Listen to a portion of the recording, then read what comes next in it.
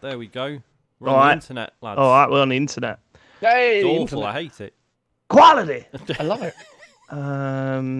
Hello everyone. Welcome. If you missed last night's stream because you couldn't afford it, well then you did half miss out. I'll tell you that. I think it's the first Talksover stream that had a plot running through plot that had a payoff at the end of it. It's quite incredible. What a payoff. It's quite Like, incredible. I can't fucking believe. Like, we've just gone live, and Mara's decided that actually she doesn't want this door to be shut. So now I've got to go open the door. Well, go and open the fucking Go door and then. open the Mara's the fucking door boss. Mara's the boss. Also, tonight I am drinking. Oh, you need to go outside. This is a plug. Not an unpaid plug. Curiosity Brew, it's called. And my word, it was. I went to a brewery for my wedding anniversary, and it was at this place in Ashford, and it was unbelievable, unbelievable. So if you're looking for a little tipple over Christmas, I can highly recommend it. You can only get it in Majestic Wines, but you say it was Ashford, yeah? Ashford, yeah. You know this shopping centre. I'm gonna go and pick some up when I come back. Well, the problem is you could go to the brewery, right? But I don't think they sell the bottles. I think you've got to get them from Majestic Wines. But get them. What is the local brewery in Ashford? Curious. That's what it's called. It's a little gag there. Oh, is it from the office or something? It is from the office, yeah. Yeah, I haven't got any Christmas ales this year. Normally, there's some decent ones in the stores, but nothing really in the shops this year. Well, I mean, they do an IPA, Matt. And I know you like IPA, but I can't vouch for that because I don't drink IPA. This is lager. Yeah, I And should it's ridiculous. I'll try the I tell you IPA. what, lager, I have been enjoying recently. I've really been enjoying the Brooklyn. Carling. Apparently Brooklyn UK's Pilsner. not lager, which I can't believe, but whatever. The Brooklyn Pilsner. The whole Brooklyn Pilsner, getting it in the little Yeah, yellow I don't cans. rate that. Yeah, I don't rate that. But I tried that the other week. It was all right. It was all right. Yeah, I like that. I mean, Matt. it's not Madri Exceptional. Oh, well, Madri, I've gone right off that. I just think it tastes dirty. Yeah, I know. That's all I was having during the England game. Oh, lovely old job. it was rough. No, get down to Majestic. Get some curious lager brew. So shout out to ICOJ in the chat. He's drinking Curiosity Cola. Good shit. Look at him. Good for shit. them. Right, okay. I'm drinking Aldi's version of Diet Coke. Can someone ban Chod? Can we time Chod out, please? Fucking hell. I'll never get over, the fact that everyone's like, oh, Aldi, amazing, or Lidl, amazing. And I was like, oh, okay, well, there's only one near us. One moved in near us. I was like, here we go, and finally get a taste what everyone's been talking about. No, a Lidl moved in near us, and I'm not a fan. I'm telling you, it turns out Aldi is the one everyone raves about, not Lidl. Aldi's really good. Aldi's better than Lidl, but like Lidl do for their bakery stuff. Lidl's really good. Yeah. Get their ultimate chocolate brownie. It's ridiculous. Yeah, mate. It's ridiculous. It's I mean, about that 12p. does sound good. But... It is good. Listen, Can't move from over here. It's ridiculous. Before we start, we're not going to do this on the main show. Oh, but before we start, we're doing it's the draft show. You're about to watch the draft show. It's the draft show. I just want everyone to put in the chat who they think is going to be our game of the year this year. I'm just fascinated to see what's definitely going to be our game of the year this year. Let's just see what people put in the chat before we start the show. Let's see what y'all think. It's a weird thing to say. Oh, okay. Interesting. I mean, interesting. Oh, okay. Now it's changing up a bit. I think Sarah might have it spot on. Sarah, I think you might be right. Elden Ring. Okay. All right. Yeah, there's a couple of different ones in there. Point that it's the one game we've all played. What's that? Elden Ring. Oh, that's true. Yeah, but sometimes I've been convinced a couple of times. I've been convinced. No, he's been convinced, all right, isn't he? Been convinced. The only one that I really look back on and regret is the folding for Red Dead Redemption 2, because that's 120% should have been game of the year that year. That one, I'd agree with that one. The other one I regret though is folding on Animal Crossing that year. That Yeah, that's Yeah, another 'cause good one. that meant should've so gone much for- to us. Yeah, We all- yeah. yeah. What was it? I watched a video actually, Sean. I don't know if you've seen it, but someone posted a video saying, "Do you remember everyone complaining about how bad Red Dead Redemption 2 plays?" And then it showed like a video of because we always said the controls are janky, right? But it's to serve a purpose. Yeah, like, there's a And- lot of buttons, but they all Yeah, do they all things. do something. Yeah. But the video that it showed was like someone controlling Arthur Morgan walking into a house, shouting at someone, pulling out a knife, chucking it at someone's head, pulling out a shotgun, shooting the other guy, bashing through a door, taking one guy out, the guy comes to stab him, he grabs hold of him, turns him around, he drops the knife, and he just like, and I'm just going, this looks insane. How good was this? It was madness. Right, okay, should we do a podcast? Yeah. Let's do a What draft. Dead Redemption 2, that was Astrobot's Astrobot. Rescue Mission. Very, very good game. It was a game. brilliant game, but I cannot believe it beat Dead Redemption 2. So good, Sean didn't even finish it. Yep. That's how good it was. And the First world's a problem banger, though. the killer, and I've done this as well. I did this with Disco Elysium, right? But the killer was afterwards. After that show, James played Red Dead Redemption 2 to the end, and he just went, "Oh, I made a mistake, don't you?" Yes. Yes, you did. I mean, I don't think Sean and my relationship's been the same since he gave up on Outer Wilds. Really? Yeah, but then there's the Disco Elysium thing as well. We both suffered that year, Matt. Good point. Yeah, That was a if very anything. emotional year. Yeah. Right, okay, come on. Let's kick off the Game of the Year festivities. So I'll explain on the show in a minute, but we are going to do a normal show with news, feedback, what you've been playing, and we might do some questions, but I doubt format. it. It's a great I format. think we're going to just end with the draft. That's going to be the plan. The draft is going to be at the end. I've got everyone's name in a bowl. And for the first time ever on choose- video. On video, yeah. choose the order.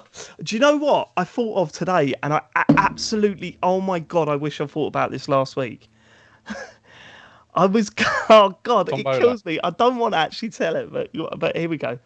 I was going to, this morning, I wish I'd got Deal or No Deal boxes with our names in them. And you had to pick a number, and I opened it up, and that revealed our name.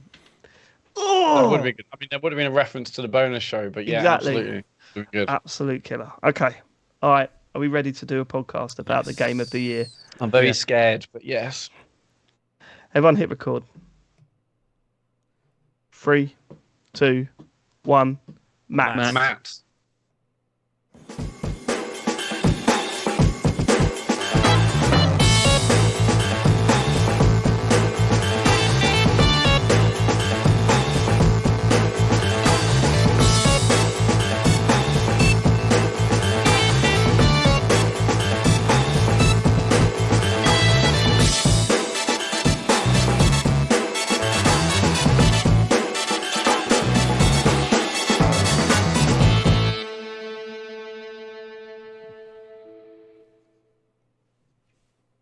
Hello and welcome to the Computer Game Show. My name's David Turn. I'm here with Matt Murray, Hello. James Farley, Hello. and Sean Bell. Hello. It's the start of our Game of the Year shows. Today is a big day. It's the draft show. Matt, I'm Tell 'em- shitting my pants. for those people that are new to our podcast and looking at the bloody graphs, mate, there's a fair few of them. I don't know about you. I don't know if Figures you've don't looked lie. at the graphs over the There's at past least 10. couple of months, but Have I? We David, that's all I are look going- up. That's all I look up. we are taking over.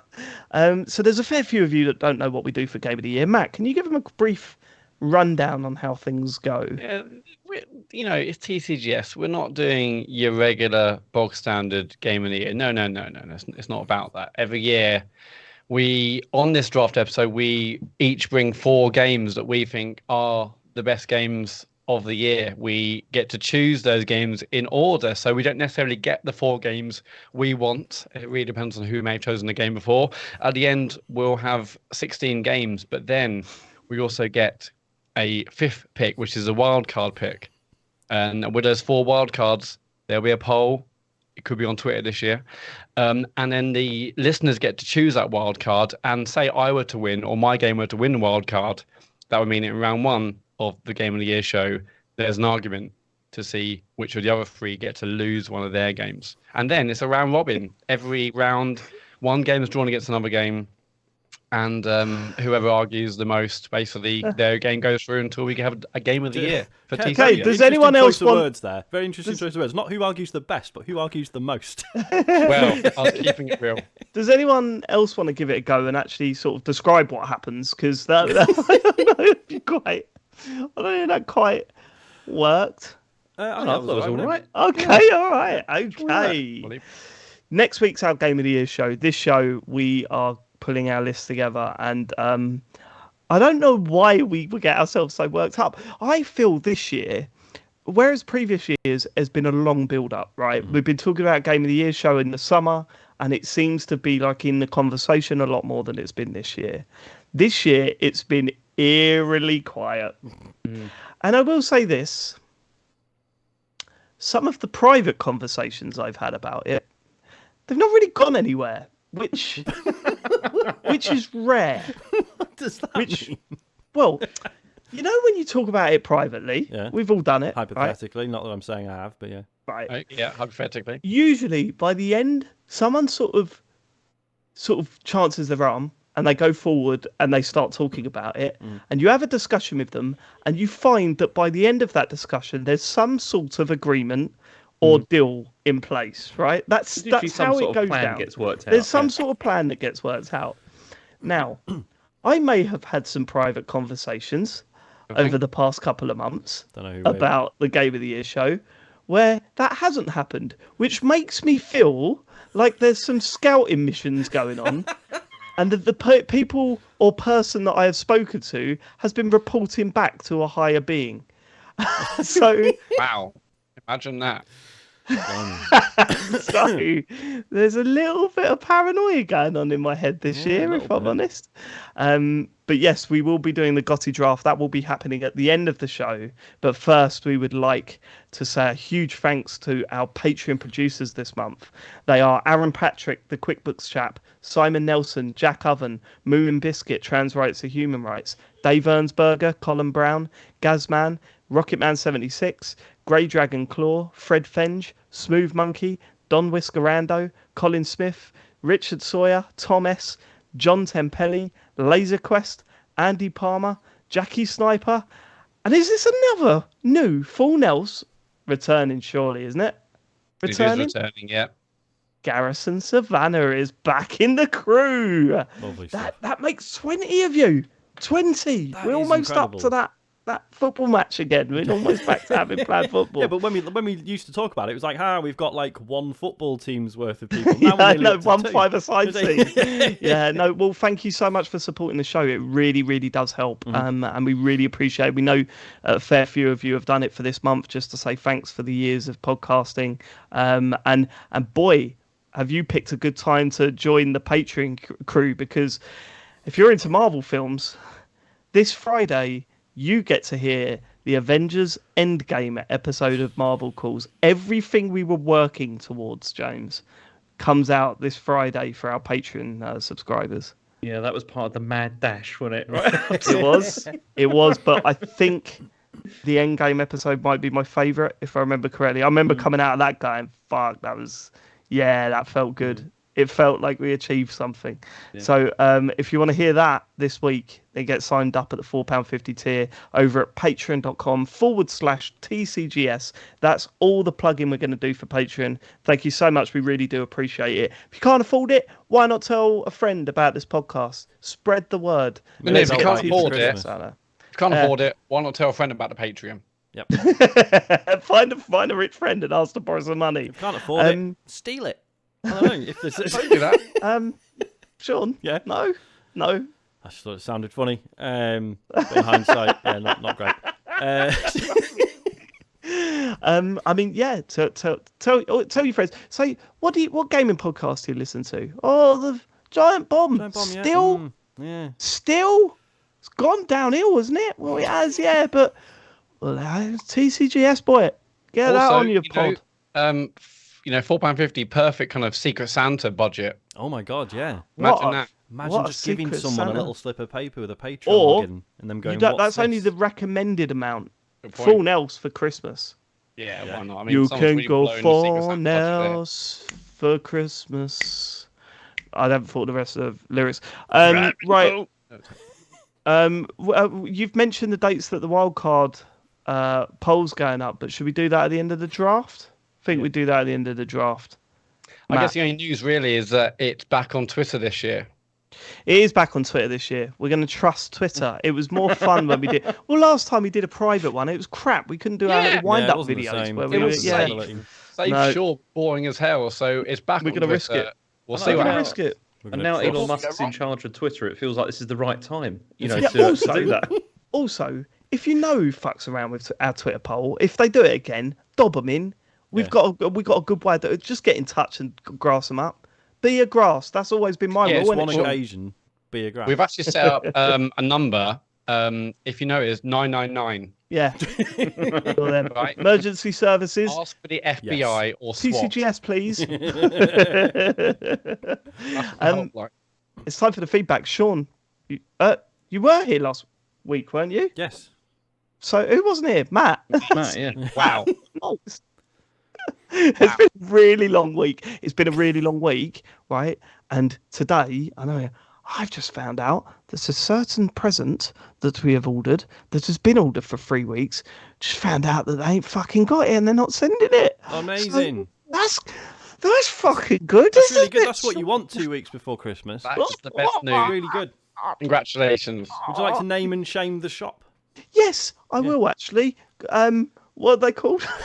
Amazon.com. No, it wasn't Amazon. I've got time for them. Got time for Amazon. I think it was called the Music Room. The Music Room. Okay?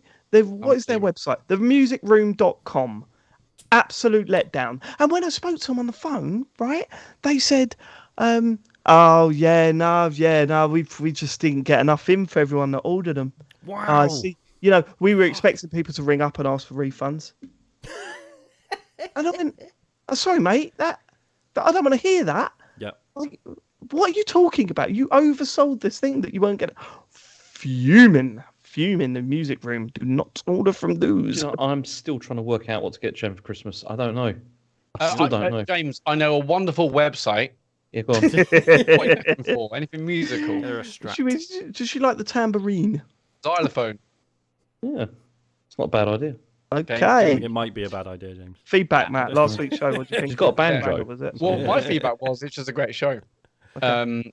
And That's James Farley level of effort, isn't it? yeah, well, no, basically, like, none of you really put the boot in last week, which was good. What do you mean? There Should was we have? some talk. What's that, sorry? What do you mean? What were we supposed to put the boot You in? tempting us. No, I mean, like, often, people will come back with feedback and say, well, you call me an absolute cunt. But fair that enough. didn't happen last week. So I think, it's just a good show. We Sarah's did great. do that, but Sarah's computer got full up with audio, so we missed the bit where we all called you that. Oh, damn. shame. 25 minutes straight of that. Shame, yeah. Yeah, we had to cut it out. Bloody Such shit. I a mean, shame. I think what I will mention, maybe not enough you heard, was the ending music. If you didn't listen to last week, then go back and listen to that because. Someone said it almost made them feel sick because it was James's sex noise, right? Yeah. Really? I've not heard this. Cool. You've not heard your sex noise been turned no. into a hit single, Yeah, mate. I've not. Have you seen our latest tweet or one of our latest tweets, James? James? No. You're about to be Christmas #1, mate. Yep. Yeah. yeah. The sausage roll dethrone fella's Mad going to be Baby. furious for you. Yeah. Is it something that I should be proud of? It's your sex noise, so absolutely yes. Excellent. Okay. I Excellent. look forward to listening to that later. One of your sex noises, sorry. No, there's only one. Yeah, I haven't got You've a been full set. spying on me. No, Yeah. I made it on the show, James. Do you remember? You don't remember doing it on the show right at the start? Yeah, I last do week? remember. Yeah, there was a weird noise, wasn't it? Like when you said something that upset me. Is this why you Okay. have the lock on the door? Because I'm creeping around with my microphone. Right, should we get onto the feedback? Yes, we're going to start with Gareth and Savannah, newly 4-0. So Merry Christmas, guys. Thanks for an awesome year of podcast and other stuff. Wish I could go 4-0 for the whole year, but the best I can do is next plus bonus. Well, we appreciate that, Quite all right, Gareth. mate. Thank you. I Not decided quite. Go for the full year. It's fine. little less decided- turkey. Get into I debt. it's decided. fine. Yeah, I decided to. Okay, we still. Sorry. We're having a Anyway. bit of fun, Matt. We're having a bit of fun, Enjoying mate. ourselves. I'm Yeah, a bit of anxious because of the draft stuff. So I'm just. This yeah, is how it comes this out. is it. This is how it usually happens. Like we muck about. Excuse me. Do you know you sound like Matt? You sound like James right now. You sound like James. Well, Is that James how is a you want fan to sound? favourite. So that sounds great. Okay, that's what you're going for. He's going for your shtick. See how James, I'm for you. half live. Phone, James. You gonna let Matt grab your shtick? Well, no, we just Not got to keep again. interrupting him as he keeps trying to talk. Go on, Matt. Continue. Okay. I decided to give Need for Speed a go after Dave and Sean were chatting about it last week, and I'm really enjoying it. Definitely going to get it at some point if it goes on sale. Dave probably figured this out already, but you can have fun exploring with no cops if you do it first thing on a new day. I've been exploring and finding stuff until I get bored, then doing the races and attracting the cops. I did not know that. I will do that from now on. That sounds really good. I didn't know that was a thing. It was probably said by one of the lane characters I think in it, that yeah, I game. think it but- says like basically you accrue like I don't know heat. That's it, isn't it? Heat, yeah. Out throughout the day, and then I think it resets it. See, I know Just like in real that. life. Yeah, but that's not what he's saying. He's saying there are no cops about at the first thing in the morning, so you can just drive around. What's that? Well, They just not get up or something? I Yeah. thought it's less the fact that you Kind of. haven't had a chance to accrue heat. Yeah, therefore, so I think it's just Yeah, the but police don't are you still get about, heat but for they just don't give a running shit. into them though? You can still get heat for just like bashing into them and shit, can't you? Well, just don't bash into them. Yeah, but Yeah. But it's so fun, isn't it? no, I think It's that's fun. James is frozen. Can't believe you'd speak ill of the police, Dave. Frozen. James is frozen now. Just frozen, I'm baby. not right here. Frozen. How would you know if you're frozen or not, James? In all due Because I respect. can still hear you talking. James is That's looking right. at his own hands. Okay. Like, I'm not frozen. Look. But Yeah. you were frozen. I don't care. Get on Trouble with with it. my Yeah, you were Wi-Fi, Mr. baby girl. You were Mr. Freeze, James. There's your first edit, Sean. Good luck with that, mate. I'm just gonna leave that in. It's fine. Okay. Hey, right, next. Yeah. Pete Trick has messaged us. Just had to write in after David mentioned again that that the home in God of War Ragnarok has been inspired by Guardians of the Galaxy, while that was obviously inspired by Mass Effect. While I liked Guardians, I don't think it overtakes Mass Effect in this case being the game with the defining home. It's not like how Gears of War wasn't the first cover-based shooter, but we all kind of agree it is, because who remembers Kill Switch? Mass Effect 2 is my favourite game, so I just have to stand up for it. Can No, I? it's different. Can I I be think. a dick? Yeah, of course you can. It was in Knights of the Old Republic before Mass Effect. I know loads of games have done this before. Yeah, it's it's not not so new. much. It's not so much the idea that you're going back to a central hub. Like that's not why I compared Gears of War, God of War, sorry, to fucking Guardians of the Galaxy. Like that. Although that is what they're doing, it's the way they do it that's different. And I think the reason why I didn't refer back to Mass Effect really was that Mass Effect is a little bit more formulaic with it, and it is very much like sort of you go back to your ship in Mass Effect, you go, okay, I'm going to this room to talk to this person, I'm going to this room to talk to this person before I start the next mission. Whereas in Guardians, everything was happening around the ship while you were in it. They're arguing across rooms, and they're, it's got a live feeling to it. It's not so much, okay, I'm back at this bit, let's talk to each people individually. Yeah, like everyone's just waiting that was for the you thing. to talk Yeah, to them. totally. Yeah. Because with Mass Effect, it feels much more like it is missions basically that you're trying to activate. You're That's trying to right. go and activate missions, Yeah. but Guardians was not like that. It was No, just and, more and, organic. and God of War's not like that. Like God of War has the shop in it, right? It's got the shop and the armory, and hey, here's where you upgrade and buy stuff. But the people that are working in the shop are talking to people sitting down around the table, and vice versa. Do you know what I mean? Like it all feels way more organic. So that's where don't worry. Look, we're all Mass Effect fans deep down. Yeah, we're all Mass Effect fans. But Not that game. yeah, Mass Effect 2 is up there as one of the best games of all time, still, in my opinion. But no, that if maybe I just didn't explain myself well enough. But they're the connections that I made between those two games. Yeah, I definitely once again had like the Boss Baby tweet ringing in my head when I heard that comment. But I'm played on Mass Effect to What's the Boss Baby tweet? We mentioned it before. Yeah. Yeah, but I can't remember what it Man was. who's only ever seen Boss Baby watching another film, getting some Boss Baby vibes from this. Oh, right. Okay. Well, you know that's not the case though, Matt. And that's quite rude because Have you seen Boss Baby though? I'm quite a well-respected It's fun. Go game on. critic. Is it any good? I've never seen it. I can't remember. It's all right. It's all right. Yeah. Don't go out your way. Yeah. Oh, yeah, Next. you haven't got young kids, have you? No, don't bother. Leave it. No, Yeah, okay, no, I'll- don't I'll actually pass that watch now, it. unfortunately. Next. Okay, Carl Kitchen Appliance. Do you remember that? When everyone wrote That was in good. with, That was a good time. That. Bring it back. Yeah. don't bring you it doing? back because it got us. It was a bit, yeah. In your most recent episode, Dave mentioned that Sean would be doing the edit as Matt was off sick at the last minute. I wasn't sick. It was my wedding. That wasn't. Yeah, it was planned well in advance. Yes. 12 years ago, in fact. It reminded me that not only does Matt frequently edit the show, he also handles social media, general show promotion, and maintains the website. It's clear, also published a podcast as well. It's clear that James is contributing as the main draw of the show. He provides comedy, larger than life personality, a large streaming audience, and unparalleled voice lines. Sean brings a little indie flavor, tech expertise. For heaven's sake, the man took drone shots of TCGS Con and a strong father-like presence. So what is it exactly that you bring to the table, Turners? You don't even run a segment of the show like news or feedback, and I think you should offer your co-host a few kind words about the efforts for TCGS Co, especially James. Carl, mate, if you can't see it, then it's embarrassing for you more than anything else, isn't it? If you can't see what I'm bringing to the show, then I'd probably stop listening because you're not a worthy listener. Or what Dave's alternatively, he could go back to the ones where Dave wasn't on and probably enjoy them quite a lot. Yeah, That's You true. know. Yeah. Yeah. Like, Again, yeah, the this is- Not gold many name, people, gold and I'll names. tell you what, Carl, not many people could do that. Just look at the iTunes reviews. I mean, a lot of people call it the golden age of TCGS. Yeah. And, Yeah, they also called us communists. yeah, there was that. Yeah, we had that as well. I love the fact that Matt keeps saying a lot of people call it the golden age of TCGS, yet he's the only one that I've ever heard call it the golden. Not no. even Sean or James has called it that. Like, A that's lot what's of- crazy about it. We were definitely called communists, though. I get messages. Every week I get messages about that saying, Yeah. "Oh, the golden age." Remember that? I Yeah, was but like, every week we used to get reviews on our iTunes page, and it turned out it was you.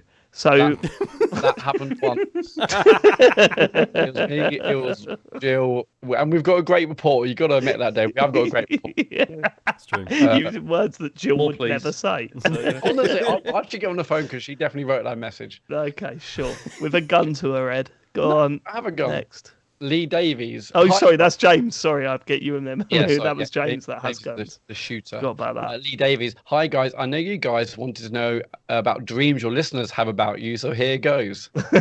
I had a dream about Dave the other day. I've listened to your Patreon podcast just before going to sleep. In the dream, I was at a zoo with Dave, and he climbed into an empty tiger enclosure. I would But then do the that. tiger was let in with Dave, and it got got hold of him, carried him away, and ate him. I guess this Why is he laughing, James? That's a horrible story.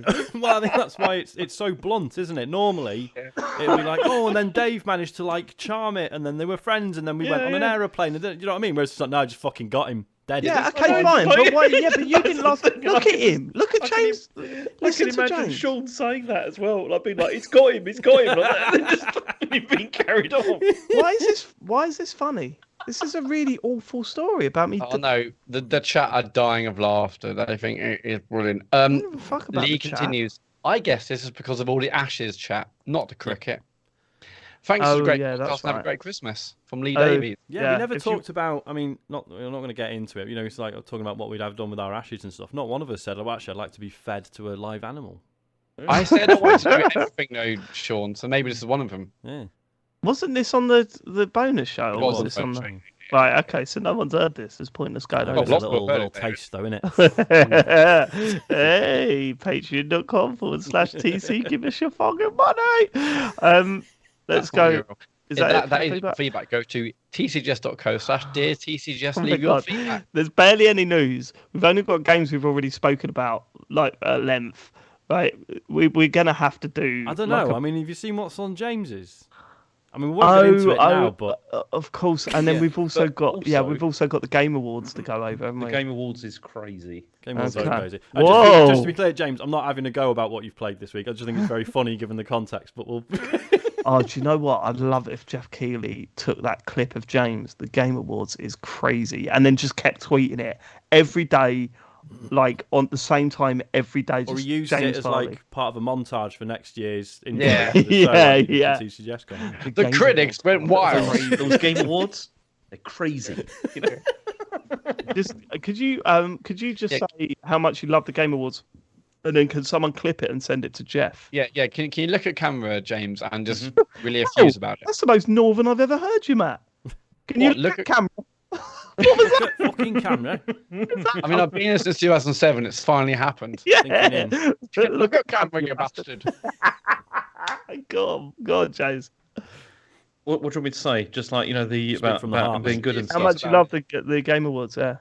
I love the Game Awards. The year would not be complete without them. Fucking pointless. Jeff It's Keighley, you fucking do an pointless. amazing Go job. on. Send that to him. It's too sarcastic. What the sarcasm is just so bad. That was not sarcastic I at was all. going to was send not. it to him. Go on, This is next. the problem. Like Chen always says, I've ruined so many words for her that like she just that don't mean anything I anymore. love you. Or... She's like, So many words. anything that's things like brilliant, The word excellent, curtain. all those Light sorts of bulb. things. She just Love thinks making. they don't mean them. Yeah. Anyway, What's the news, so, James? So we did have the Jeff Keighley extravaganza We did, last big week, time. and there was a lot of stuff. That Hi. happened Do that you know week. what? Can I just explain? I woke up in the morning because this was overnight, right? Yeah. I woke up in the morning and I checked Twitter, and I was like, nobody is talking about the Game Awards. There's been no announcements. And then I looked at the announcements and I was like, fucking hell, there's so much good shit here. What the fuck? Yeah, And then I loads. remembered that I unfollowed everyone and just follow Millwall players now, and they're not really interested in They're the lost. Game Awards. They're lost. It is They their loss. They Yeah, didn't talk about it at all. they didn't. They talked Now- about how shit they were this weekend and how they're going to move onwards and upwards, Matt. Because and then they that's did the strong man emoji, Yeah. the muscle Yeah. emoji. We Uh, go again. Yeah, they drew against Wigan. Go on, Onwards and James. sideways. Go on, James. Okay, question. Do you? So I've got the award winners here. Like, so I've Do we divided really this. give shit about the awards? Well, that's the thing. themselves? I've I guess divided so. this into two, right? I've got the award winners, and then I've got the announcements. Now, first of all, I just had the announcements, but then I realised if I just do that, you are bound to say, yeah, but who won? Who won? Yeah, what? I know. All right. I Don't mean, get yes, offensive. I've got to cover also I myself think here. it is interesting, right, that, like, let's face it, we're mostly in this for the announcements, aren't we? Okay. No, mostly in it for the mostly in it for the announcements. Let's I've get the picked- awards out of the way. I picked a couple. Like, I've not. There's no way I'm going through every single one of these because it's ridiculous. What like, was how the many most there are. ridiculous award you saw? Just all those esports ones. Oh, You the know? esports ones, yeah. There's like Big just tons business, of mate. esports. I know, I Big don't care business. though. It's just- Fair enough. Go on. So I've got Game of the Year. So Elden Ring. Yeah, Elden Ring obviously won that. Yeah. Best narrative. Oh, I think I this know was a it is. controversial one, wasn't it? I mean, I know. But I think Go on. What was it? was it As Dusk Falls? It was not. Oh, I knew they won It was, something. I know it was something with a shit story, wasn't it? Oh. Oh, it wasn't fucking Immortality, was it? No, No, it's was God it- of was War it- Ragnarok. Was it Horizon? Oh, God of War Ragnarok. Okay. Yeah. Okay. Yeah. I'm So down with that. you got best art direction there. was Elden Ring. That won that. I don't know then- about that. I mean, the it next looks one- stunning, but yeah, maybe it is the best art direction. Yeah, maybe it looks is. Maybe it is. Yeah, no, you're absolutely right. Yeah. Then games for Jeff. impact, and that apparently is for a thought-provoking game with a pro-social meaning or message. So do you want to have a guess at what that was? What fucking horrible award? Mm. With a pro message. Shut up. What is it? Go on. It was As Dusk Falls won that. All right. That didn't have a pro message, did it? Pro-social meaning or message. I mean, it was fucking great. Don't get me wrong, but Yeah, but I didn't learn anything from it. yeah, it wasn't it. I need to go watch that final scene again because No, I remember getting. that you could reverse as fast as cars were driving forward. Yeah. That was quite... I remember loving that game up until like the final line because a character right at the end said something and I went, what? Yeah, Like, yeah. it I was remember that. brilliant up until that final line. I need to go back and watch it because I remember thinking, this is one of the best narrative games I've ever played. There you go. And It was a thought-provoking game in that case. So well, I'd it forgotten wins. it though, so maybe not. All right, next was best ongoing game, which was Fortnite. Final Fantasy 14 online. Okay. Yeah. Best indie game. Does want to guess anybody? Best indie game is Vampire Survivors involved? It was not. No, Was it Cult of the Lamb? it was not. That was another big indie one, wasn't Was it Braid? Was it? It was not right. it? God, Was it what God was of War? It was Stray this year. Oh, yeah. And then we had best debut. I don't know, man. indie Stray game. was good. Stray was It good. was good. It wasn't. Yeah, a it war It wasn't great. Wouldn't It even- was, as you yeah. said, I think we absolutely nailed it, James. When we both said it to each other. It's this sort of concrete genie level. Yeah. I like what it's doing. It's not quite there. Yeah. That was pretty much it, wasn't it? Best debut indie game. Vampire Survivors. Sorry, Sean. Was it not Vampire Survivors? It was not. No. Fuck's sake. Fuck's sake. Or was it? It also Stray. So kidding me? yeah, it won that as well. Yeah. So it won the He liked best Stray, debut didn't and he? just the best indie. Fuck that. I mean, Yeah. that's silly, isn't it? Jeff loves Stray. Yeah, what's the point? What's it? Who's benefiting from that? Yeah, you're absolutely right. Who's benefiting from that? I mean, do you want to know the other ones that were on the list for that for the debut? Yes. yeah. Okay, so Neon White. Oh my god! But What that's a not a game! debut. That's not his first game. Well, it's on that list. Then it's got Fuck. then Norco was one of the other ones. Okay. Fair. Very good game. Tunic and Vampire Survivors. There you go. All right. Good. Happy with those, but yeah, Okay. But yeah, Stray got it. it's the guy who made Donut County made Neon White. It's almost guy. as if awards are horseshit. It's very Isn't it? silly. Unless Well, this is we what I'm, win one. this is Hang it, on, isn't but it? did Because he- Go on. Did he make Neon White? Has he created a new studio though? I mean, maybe. I think it was from a new No. studio. Yeah. Because it's created by a new independent studio, so it doesn't have to That's be. Brilliant. So their what you do first is game. you make one game, you start a new studio every year, and Yeah, you close win the flat. company. Best debut Yeah, every year. yeah. All that fucking tax nightmare just to get nominated for a shitty award for Jeff Keighley. Yeah, It was brilliant. worth it. Great You don't earn idea. enough to pay tax. It's fine. Go on. Okay, we've got best VR or AR game. Oh, interesting. Best VR game Yeah. this year Was No, Bone Lab in 'cause- the list? Yes, it is in the list. was yeah. what on the list? Bone Lab. Okay. What other big VR games has there been? It's been quite quiet from VR, isn't it? I mean, Shut up, go on, Matt. Go on, Matt. I mean, I'll be honest. Zombieland is not on the list.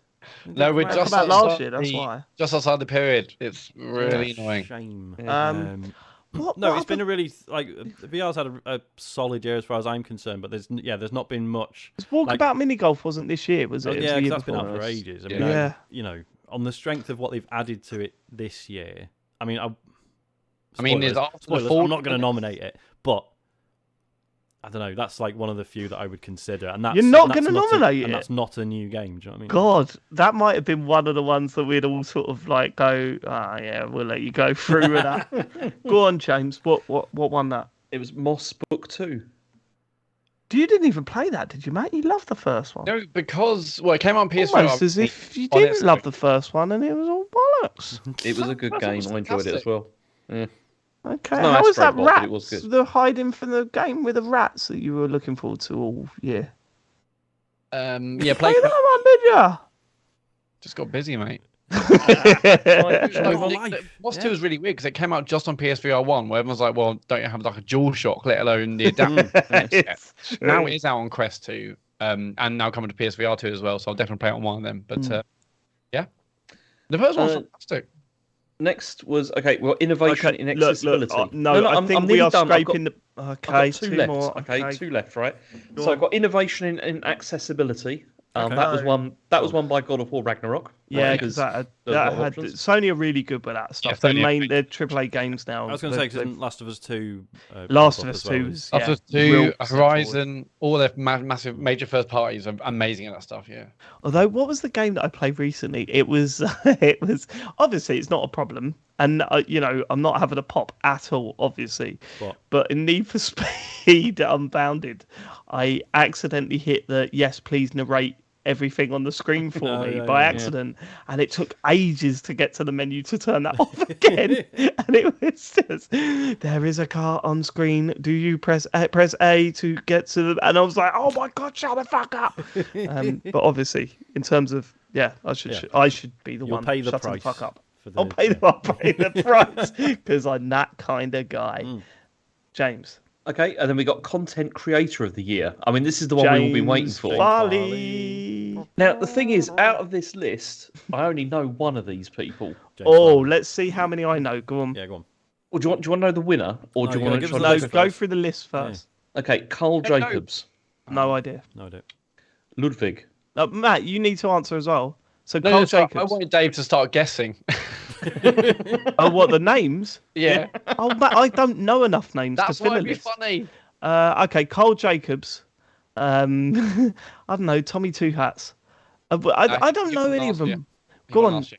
Ludwig was the one who he got the most ever viewers, wasn't it, on Twitch or something like earlier this year, or he streamed for the longest or something, just something crazy like that. Okay. But no, there's two very different things. He there. did one thing. It was like Yeah, but one I is think like a real Tom's- big achievement and one isn't. There's a big difference between having the most views on Twitch and streaming for the longest. There's a difference between talent and endurance, Matt. It's huge. He's looking it up. Yes. He's looking it up. Yes. Anyway, shall I continue? So we've got Carl Jacobs, Ludwig. Then No. you've got Nibelian, which obviously, Oh, Oh, yeah. Nibble. yeah, we know that one. Nibs. Is it Nobrew? Nobrew? No. I don't know. No No, idea. just James, just keep trying. Okay, and QT Cinderella. No. Nope. Okay, We didn't make the cut. Who won? the winner was Ludwig. Right, Oh, okay. wow. Why didn't we make the cut?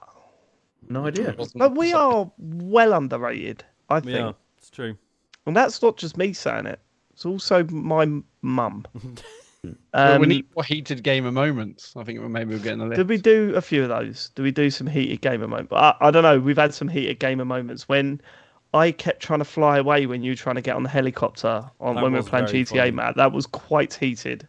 Like I could get, Matt was like absolutely seething that I was mugging him off every time. He was going to blow it up. He was I going to mean, blow it I up. swear to God, I would have blown that fucking And chopper Sean, right up. maybe he did to not spoil it. Oh, yeah, sorry. Next. Right, so we move Okay, on then to the... Final So bit. before we go on, basically, yeah, he did a 31-day subathon. That's And he broke just the number sad, of though, records. isn't Who it? cares then? That's Subscribers. just, like, to go Boo. outside, mate. Jeff Keighley cared because they gave him a game award for that. Well, it's all So there you worthwhile, go. isn't it? Well, let's do a 32-day one then. Yeah. Okay, All right. let's do it. I can't. I've got wife, kids, and fucking God, job. I got can't life, do mate. that. We You could win kidding an me? award if it wasn't for that. Next year. shame. Okay, the last category was most anticipated game. Now I put this in here because this list is, I don't know, if this is people's Yeah, I know the anticipated winner games. already. So I mean, the winner was The Legend of Zelda. You know, was Tears of the Kingdom. Okay. Fair enough. But also on the list, I mean, Final Fantasy 16, Hogwarts Legacy, Yeah. Resident Evil 4, and Starfield. I mean, Hogwarts Legacy is that really anticipated? That, We oh, don't. I thought that came out. It didn't come out. No, it's No. not coming Apparently out. not. It got delayed. Okay. All right. There you go. Anyway, I don't like it, but So what was most anticipated for me? Isn't there a game that was Starfield, right? That's Yeah. the one. Starfield's on there, yeah. And Breath of the Wild 2. Yeah. Yeah, that's two big games for me. Yeah, Yeah. I'm looking forward to them. Yeah, I mean, my win out of that, and generally, is Tears of the Kingdom for sure. Mhm. Absolutely. Oh, right. Yeah, sorry. I'm not calling it that yet. I'm going to call it Breath of the Wild 2. Still too So sad it about comes Big out. Lows, yeah? Yeah. Yep. Yep. It's too soon. Rip. It's too soon. Next. So there are more. If you want to see any more, just go on the internet. No, we don't. Because I'm not Thanks. going through any more of those because it's Want to ridiculous. see any more. Literally no one wants to see any more. Next. Yeah. But the games. Now I've got a list of announcements here. Now Yeah. the problem with this is this list is also one that probably you're not going to be interested in all of these.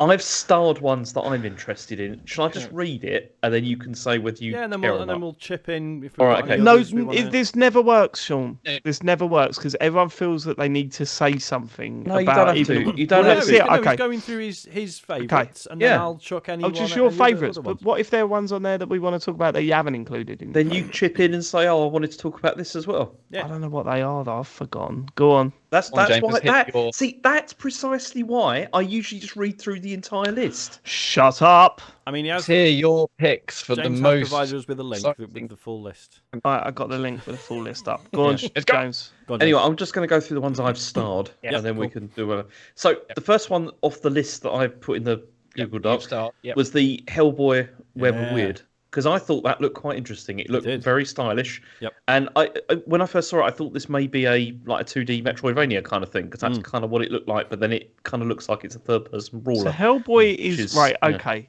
Can I listen? I don't know anything about Hellboy. What's I in the know way? the name. Is Hellboy the red character with the? He's got like goggles or something. Yes. Right. Yeah. Okay. Right. So, is he a comic book character? Originally, yes. Yeah. Is he a DC character? Do you know? I'm not sure if he's part. I thought is he not? I don't know. Is he just it's Dark completely Horse. separate? No, he's not. Yeah, it's Dark Dark Horse Horse Comics, Comics. yeah. Right. It's Okay. independent. Okay. Okay. I think. All right. So why are you excited about a Hellboy game? Just by the trailer, or Yeah, are just you from the interested trailer, in the 'cause character? I'm not anyway? particularly interested in the character. I saw the Right. films that were reasonably okay, but Excellent. the trailer looks brilliant. I thought it looked great. So Really yeah. nice. Gotcha. Yeah, it's a recreation of the art style from the comics. Looked really nice. I thought. Okay, I'm looking at the trailer now. It looks horrible. Cool. Next. Next game I got on my list was Hades 2. Yeah. Because I mean it's releasing first in early access. So, but then they're going to let us know next year when it's coming out on consoles and stuff. I guess. Where do you sit with this, Sean? Where do you sit? I mean, did look very familiar. Bear in I'm mind, fine you with know, that. like on the one hand, it's because obviously this is a studio who, every game they've put out has been very different to the last. They've never really done the Yes. same thing twice, as far as I'm aware. Obviously, Hades was such a huge hit for them; it makes sense to do another one. But it did look very familiar. Do you want my concern? My go on. main concern? Go on. Where do you go with Hades? Well, I think it's the opposite now, right? It's someone from. It's not called heaven, is it? Whatever they call it. Fighting their way down and getting assistance from like all the underworld gods, right? Whereas before you were fighting your way up and getting, Right. and I assume this is Zagreus' sister, right? I'm not sure about that because Okay. this is the daughter of Hades. It seems. Well, who is? So who is- yeah. So yes. Then- Yeah. yeah. The answer is That's what I'm getting confused. yes. To Yeah. that. But then then she's hunting down Kronos. Oh, that's who's- right. Yeah. Yes. Who is the Titan of Time? Apparently. So I am excited. I mean, the fact that it's early access again makes sense. However, I'm very glad that with the first one, I tried it a bit and then waited until it was finished. Oh, and then played absolutely. it. Wait Like, until it's finished. I'm not really interested in playing this in early access now. I'll just Yeah. wait till it's done and then enjoy Yeah, it as yeah. it's intended. Well, they'll have all the time to balance it, won't they? Like when it's Exactly, in that, which yeah. will then go on for ages. Yeah. Here's my concern, Sean. Mhm. When I say where do they go with the Hades series from the first game, I didn't mean narratively. Okay. Are they just going to make it way too harder? Do you think? I don't know. I feel like The first last one was perfect in terms of difficulty. Well, You say mean that, are they didn't just finish going to it, like did you, layer Dave? on? Didn't finish it. Well, I got out. Yeah, once. Yeah, all right. Well, that was finished. I got credits. No, it's not. No, you didn't. No, Sean. So, only get- so no, you only Sean, get don't start with that. I got credits. I was happy with that. No, That's you how don't well- get credits until you do it like 6 times. Ooh. No, I think I got credits when I You get escaped. credits, Dave. Okay, Did you all get right. credits? Sure, you didn't just do it in Not early get- access. No. Hold on. I'm not taking shit from you, Joe. You put God mode on Yeah. to get to that six Yeah. thing. And I yeah, actually finished well, it. Yeah, well, I actually finished it the way it was intended to be. No, Okay. you didn't. Well, didn't I? Because you didn't see the full story. Dave. Clearing it I once was is nowhere satisfied. near doing everything in that game. I was satisfied with as much as I played it, Okay. Sean. Well, it's good for Okay, you. and I didn't cheat to get there. Dave, Not a if cheat. you It's a option put in by the developers. All right, people- you are sounding a little bit like the game's animal right about now after the thing. Go on. Cheating has just been settled very badly. Go on, what was that? So the next game on my list was Judas. This is. Oh, this From- looks it's from great, Ken Levine. right? This is does the, look good. this- I mean, yeah. it's not related to Bioshock, but Oh, it it looks looks exactly very, like- very, But it's very Ken Levine, isn't it? Bioshock. Levine, fine. Levine. You know, it's gonna, isn't it? Yeah. But the themes and the imagery and everything used, I was like, okay, I need a game like this at the moment. I think. When was the last time you played a really good narrative-based first-person shooter? Deathloop. Definitely. Yeah. Really? Great. It was very good, that game. Okay, I disagree. If But you finished it was a very good game. But you mine didn't was, finish but it so. wasn't He entertaining enough to finish. never finishes anything, Dave, does he? No. No. Didn't see credits again. I mean, I'm Yeah, fine with there's that. the credits. I'm completely happy bailing out of Deathloop. I thought it lost its magic very early on. I mean, yeah, as you know, I sort of got back into it this year and still didn't. But what I'm thinking is, like, do you remember what was it when Wolfenstein 2 come out? And it wasn't my favorite first-person shooter, but oh my god, going through that story, and it was so good that I'm up for a narrative-based first-person shooter, 100%. Yeah. I didn't play Bioshock either, so Whoa! I played Infinite. Oh, and sort that out. Do you know the twist? Don't ever do actually. No. Well, okay, Play Bioshock. we need to delve on this a little bit. So Bioshock, you never Yes, I played played Bioshock Infinite. 1. So I have played a Bioshock, played Infinite, but didn't play Right, the okay. first. Yeah. Okay, but you didn't play the first Bioshock. I'm going to ask you a question about Bioshock. What phrase would you relate to that first game? What phrase? I mean, Brilliant. Play it. Please play it. yeah. Play it then. Matt, you should still play it because I know it's like old, but it's also it's aged very well, I think, still, and it's still fantastic. Oh, And the it's fact just that, the like- twist. You've got experience the I was twist. gonna say the fact that you've made it like whatever it is, like 14 years, not knowing the twist, like Yeah, that's amazing. That's not been that's spoiled too for good you, of an so please- opportunity yeah, to yeah, not yeah. play that game. Yeah. Yeah. Excellent. He wipes his list though every year. There's no chance he's going to play true. this, is it? Yeah, you should have told me this on the 1st of January. Yeah, yeah. You're really good. What? 2005 or whenever that game come out. Go on.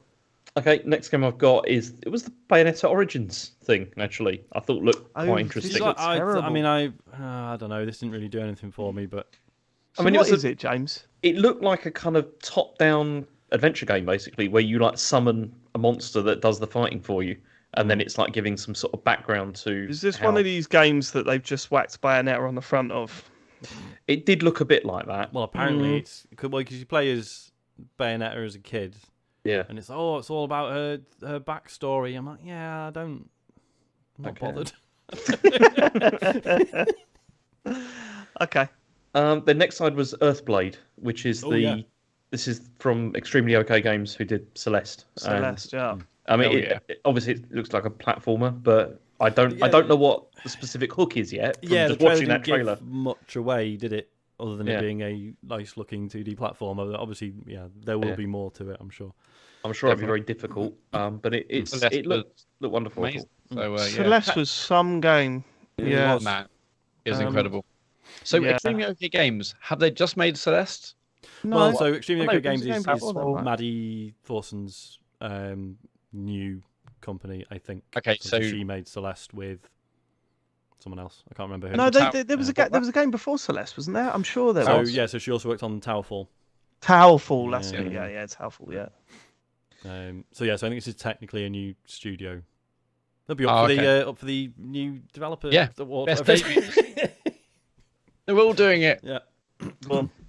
Next side was the Death Stranding sequel, because Oh, yes. I was excited to see this because I didn't think we were going to see any more of these. Honestly, I thought that was probably just going to be that and done. But yeah, It was rumored, and obviously the whole Kojima Keeley connection. But no, I after coming to it late, absolutely love Death Stranding, and I cannot wait to see more from that world and that story. the only thing obviously the trailer was suitably strange, and there was a lot of stuff in it which was quite sort of visually impressive. But there was nothing there that I felt that was like with the first trailer, which I thought was really affecting. Yeah, but you know, that was so wild. That was so wild that you would never get that same effect again. I think I've just decided now that I don't like Kojima. So I'm just not gonna play this. Because part of the reason I struggle with Death Stranding, like the first one, is because seeing babies upset is like a massive trigger for me for some reason. Right. And this trailer did nothing to help with that. That was like it's. I'll tell you the something else, same Sean. stuff. This also had one of my phobias in it. Oh, really? which I don't have many phobias, but this is a real one. Go on. And that is, I don't like octopus very Okay. much. Like I don't like live octopus because, Alright. and there was that whole thing at the end of the trailer where there was like one of those baby pod things, Mm-hmm. and it was like an octopus like moving around Yes. it, and you're just like, ugh, Yeah, that was horrible. that's not nice. I like eating octopus, but I'm just not a fan of it generally. Like when it's dead. Hate it Yeah. so much you love eating it. You know. Sean, did you not play a bit more Death Stranding on Steam Deck? Or- No, because I've got it on fucking Was it Game Pass, haven't I? Oh right, okay. I mean, I could fuck around and get that to work, but Because I know you started kind of playing it a bit more, didn't you? But you yeah, just and so I did like the intro basically, and got to the bit where I gather it sort of levels out and chills out a bit, and then stopped, and I should go back. But yeah. See, Perhaps what's it should. if this game? I mean, this is stupid to even say this, but if he manages to streamline this a bit and like make it a bit less self-indulgent, it could be It's a Kojima, great though. game. Why But would he it's do not that? likely to It's happen, is it? Yeah, the first time he's ever done that. So. Yeah. I don't know. I'm as I said, I'm excited to see this because I didn't think there'd be another one. The next thing I had was the Super Mario Brothers movie because they showed another trailer for that. Oh, I missed this. Did it look good? Yeah, it's just more of the same. We had a I bit don't of an want to watch argument. anything else. I don't want to watch anything else. I'm just so ready to watch that film. Like we were talking about it today, about how excited we all are to go and see that. And I think that is going to be the first like proper Turner family outing to go and watch a movie together. I'm going to wear a Mario hat. I think I'm going to go full in. Oh dear. Full in. I'm also like super pumped for all the shit that's going to be around it, all the t-shirts and like all the little toys about. Yeah, fuck it, man. I'm Very going in. expensive time. It is going to be very expensive, but I'm willing to spend that money, Matt, on my children. Well done. Well done, you. Next I had was Cyberpunk 2077. They got a DLC for this, and I will go back to this because it looked this looked interesting. I mean, it's Idris Elba is playing a character called Solomon Reed, and it's coming in 2023. But it's only for current generation consoles. There's not Cool. Is it not completely bothering. separate? Do I have to have played the first game? I don't think so. No, I think you can I don't just. think I could get through that at this point. Yeah. So yeah, I'd love like a 5-hour experience, 5 to 10 hour experience in that world, and that Hopefully actually it'll be works. It would have to be during the main story because of the way it ends. Events, is it? Yeah, events towards the end. So yeah, I'm up for this. I mean, Idris Elba, fine. I don't really feel like he. Where do people sit with Idris Elba? I find like I quite like him. Yeah. I love Like him. some people like he's in too much. I'm like, okay. He what's was that Stringer mean? Bell. I mean, Yeah, he's, exactly. yeah, He's but never- I don't think he's ever really surpassed that role, has he? I mean, that is one of the all-time great kind of It is. characters in Yeah. modern kind of TV. What character? Stringer Stringer Bell. Bell String from The Bell on the Wire. Wire. Oh, I never watched one. Absolutely unbelievable. So I always love him for that. And no, I don't think it's in too much, is he? I mean, People in the chat saying Luther, which I've never seen because it looks like it would stress me out. My wife loves it though. I think she might just love Idris Elba, to be honest. Yeah. He was also in Ultraviolet that nobody remembers, even though it was potentially a great series. He was in that really got awful cancelled. Dark Tower adaptation as well, wasn't he? In the movie one. was, yeah. Dog shit. But turns out it actually is in a lot. Yep. It'd Too much. be I would interesting to say. see what this looks like because this is not on previous gen consoles. If that does actually show a kind of a visual difference, but Yeah, maybe- well, the burden that takes off the devs. Like, will we see? I mean, they've still got to make it for the Series S, so obviously. Yeah, Oh, so it is last gen. it's gonna be pixel art, side scroller. Yep. Okay. Okay, next game I got is Armored Core Fire of Rubicon 6, and I've just written down here thoughts, Sean. Right. So, can I ask you, Sean, before we yes. talk about this? Hello. Oh wow. Armored Core is the game that you've been going on about for years, right? Yes. And is this the first time we knew this was definitely coming? Yeah. So there were leaks Right. early this year, like some sort of very sort of weird looking screenshots and stuff sort of leaked. There was also like a couple of years back, there were these reports that the guys who wrote The Expanse were like consulting with From Software on something, and obviously they're sci-fi writers first and foremost. Okay. Yeah. So the hope is that they were sort of contributing to this. So it's and and I think I'm pretty sure Miyazaki said in interviews that like, oh yeah, I'd really love to get back to Armored Core at some point. So yeah, finally confirmed fucking hell. And I said, I saw today there was news. They were saying it's not like a Souls-like kind of thing at all. There was a big interview with IGN, because what people had sort of been saying for a while. So the way Armored Core normally works is it's just, there's like a load of missions that you do one by one, all completely isolated from one another. And then you sort of between those, you're like buying mech parts and you're putting like different schematics together, right? So it might be that for like each mission, you have a go with one of your mechs and you absolutely suck, and then you go, right, I need a mech that's better at long range combat or melee or speed or whatever. And you make like putting together all these different custom builds, right? And you end up by the end of the game, you've got like 20 different schematics that you might, deploy for whatever.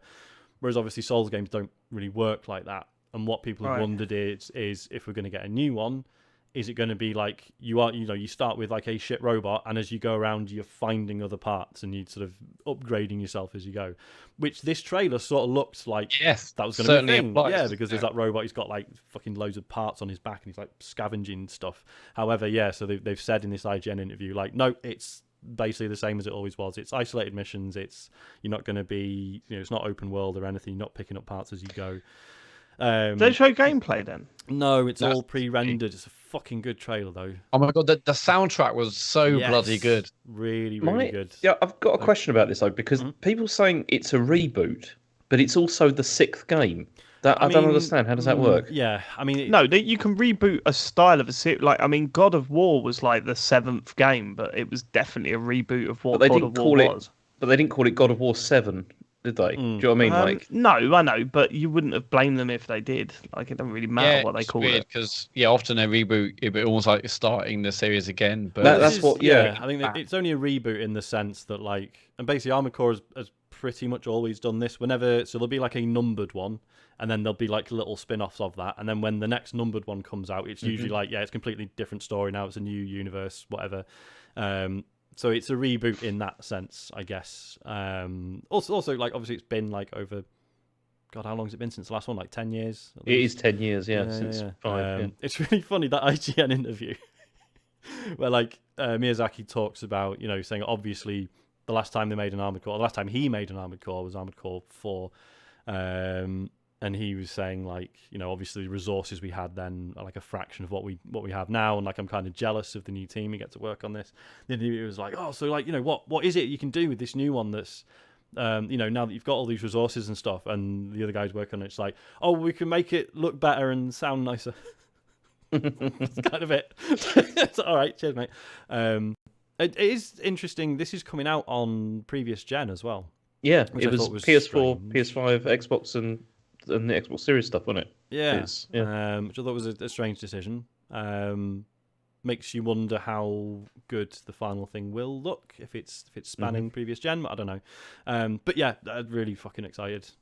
Can't wait. Right. Cool. And that was the last one I had on my list, because the other stuff I didn't really care much. But if there's anything else anyone's interested in, nope. That sounds about all of them. I'm not like desperate to go back. The trailer for Destiny 2 Lightfall, the new expansion that's out in February. I mean, Destiny 2's had amazing trailers for years now, so no surprise there, but it was just a really fucking good trailer. Made all the new powers and stuff look amazing. I mean, we've got a release date for Final Fantasy 16, 22nd of June. That's probably going to be a really big deal. Like, I know it's not one that we would bring up a lot, but I have a feeling that's going to be like actually huge. That is a series I've tried so many times to get into. Well, this is it, because it's such a I was famous there series, for a long time. It was great. It's such a long running series, and yet there are like a few genuine duds in there, which or just the ones that have aged badly, perhaps because of mechanics and stuff. Sorry, what are you talking about? Final Fantasy. Oh, sorry, man. I fucking missed that. Okay, yeah. Yeah, sorry.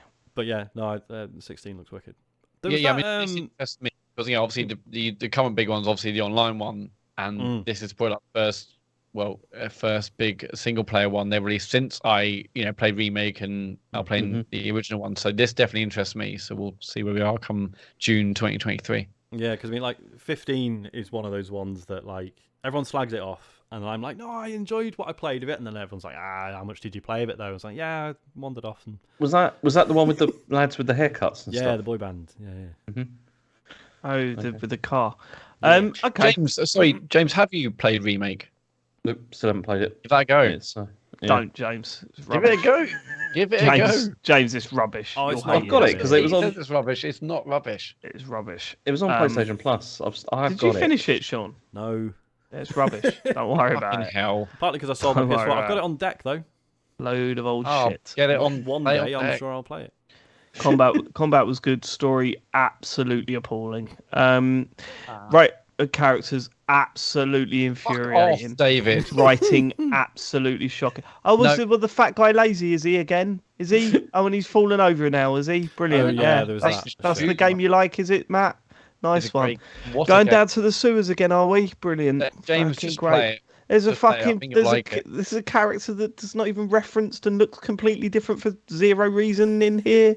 Is there? Great. Okay, fucking I admit what the a game. sewers bit was tough, but James, just play it. Fine. Right. Right. That's the end of the Game Awards. Can we just say, with the Game Awards, right? A fair play, things seem to be coming together for the Game Awards, because when you look at the level of announcements now, they're getting better every year, right? Oh my god, yeah, I was really impressed when I heard, oh shit, Armored Core and all this sort of stuff. But that's not Okay, that's a what good one. Keighley wants this to be, though, is it? No, I think that Yeah. is a massive factor of what helps him out. Like, that's you know what, helps him turn into that. I read this really long sort of piece about him today where No, they you were did. talking. Yeah, no, it was really interesting. One of the things that apparently he said was about the Oscars was he was like, because apparently Oscars audiences have been dropping like over the years, like fewer and fewer people are watching it, and he was like, they need to do what we're doing and just like show exclusive trailers and stuff, for like new films, and that'll get people watching again. I think that is what he wants. I think he wants to be the focal point of the gaming calendar, and I think he's getting there. As ridiculous as it is, I think he's getting there. I don't know, like, it just seems a bit rich to me to, like, on the one hand, he's saying, oh, I want to create the Oscars of the games industry, and then also say, oh, but actually the Oscars are rubbish. They should do what we're doing. Vote the Oscars! But I don't think hasn't he said several times he doesn't want to be the Oscars of the video games I thought industry? that was Yeah, always but of his aim, course he's wasn't it? got to say that, hasn't he? He's, if it doesn't Well, work out. no, it's- hold on. If we can't criticise him and say if he wants to be the Oscars, he's got to do this, but he's actively said loads of times that he doesn't want to. You can't then just go, yeah, but really. No, I was saying I thought he had. I thought he had clearly said that. I thought that was No, all, I like, thought it always was the opposite. I thought he was banging on about how he doesn't want to Well, be what the did the Oscars. piece of it. say, James? Hmm? What did the piece today say? I don't know. I don't think it really said whether he wanted it to be the Oscars or not. He didn't read it. Of course I've read it. He read the headline, Matt. We all I know think what we can- James is Can reading. you right? fuck off, David? 'Cause It's the Office mean, Christmas special. It is basically the biggest kind of awards. I mean, in game, but there's it like is, the but gold not sticks, because of the there's awards. DICE awards. Yeah, like the Yeah, awards I aren't the think reason most you're people right. I watch. don't think the awards are No. seen as prestigious yet. Yeah. Um, Well, the fact that when we went through the news, like nobody really wanted to go through what had won what. It was more No, about and what are the and announcements. it's. I tell you what, right? The difference between the Oscars and say this awards ceremony is that if you want to do both announcements and awards, that's when you slip into, well, no, are you an award ceremony awarding someone legitimately for their work, or is this a marketing thing? It's If an it's a advertising marketing platform. thing, how legitimate are these awards? See, and That's the problem, isn't it?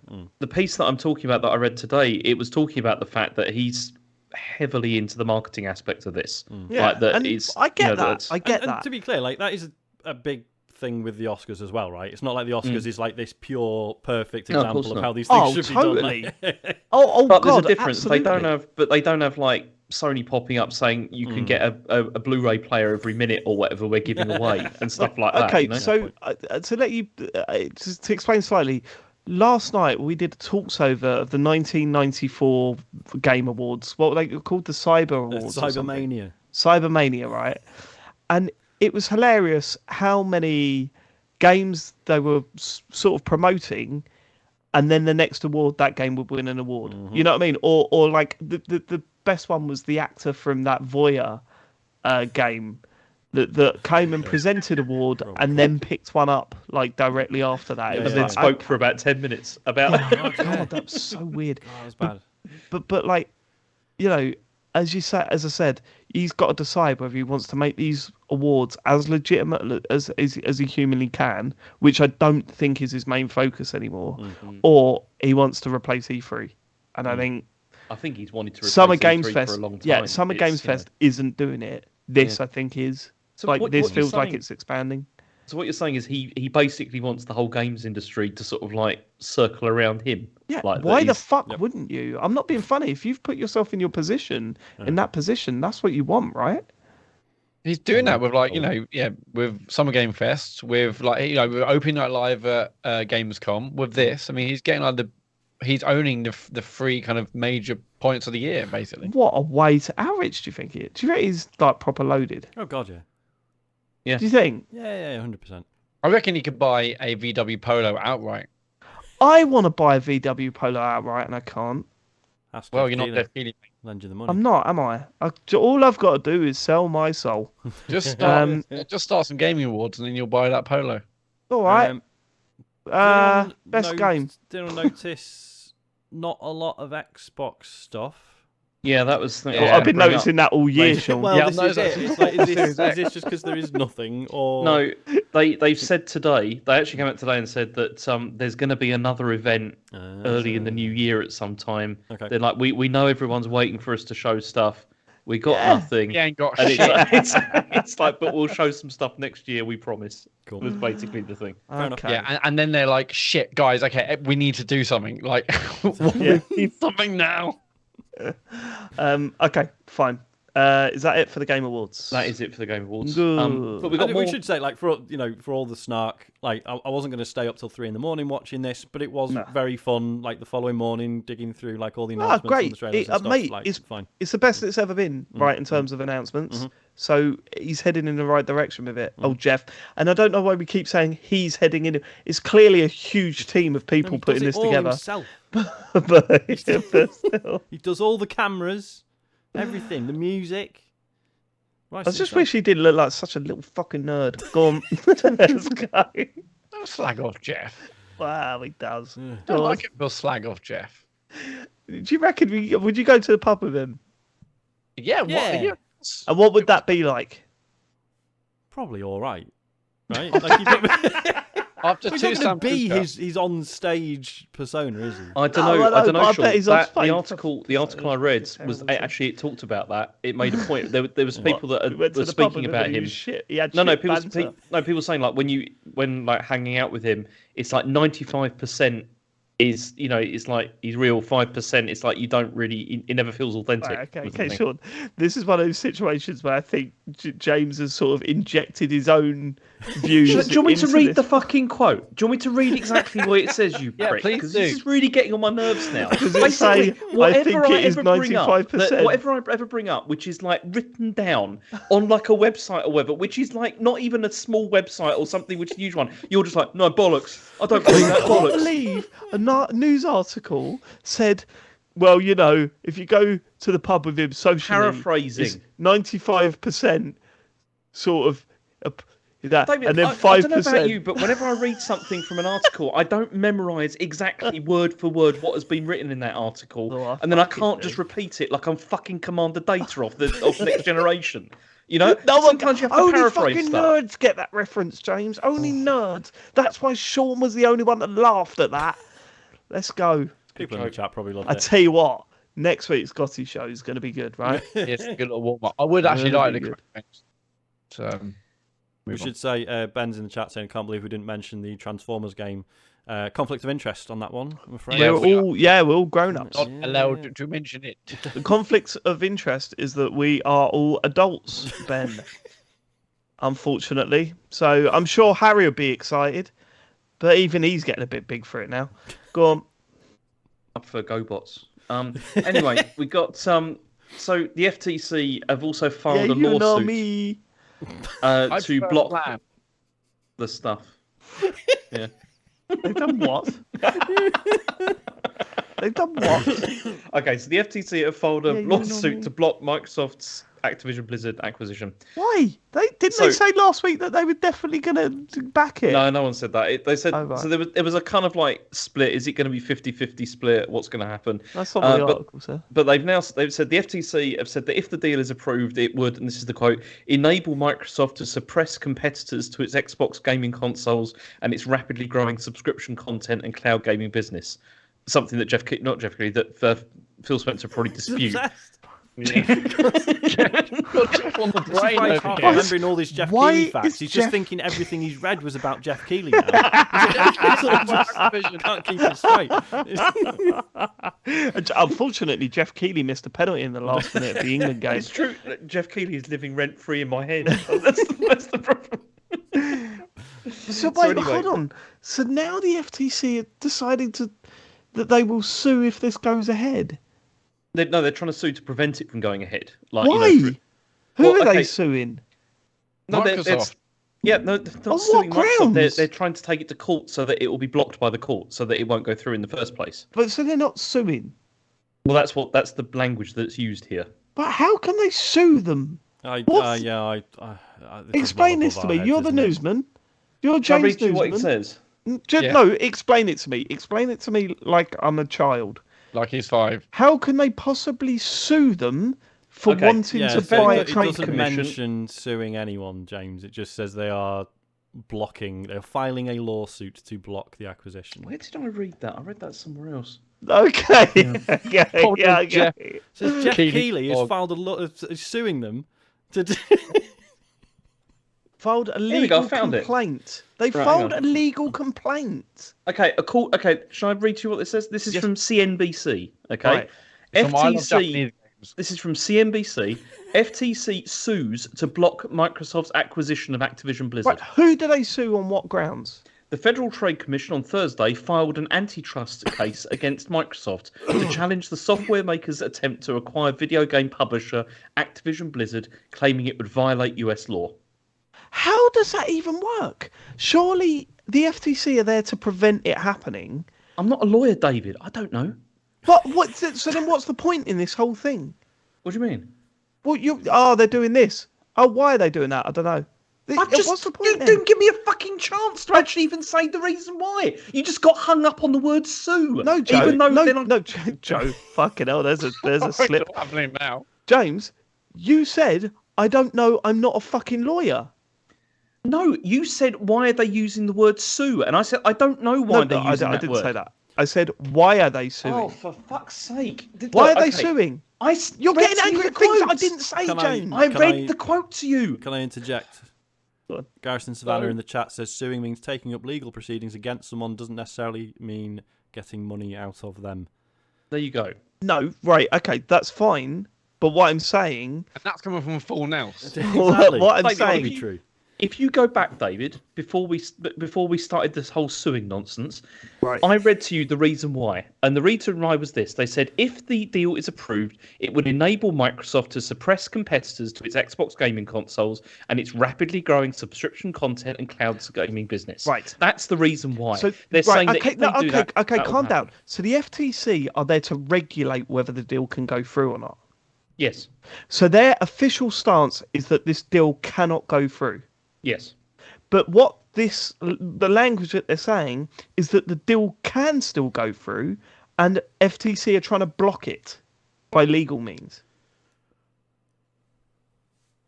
Hang on. What do you mean?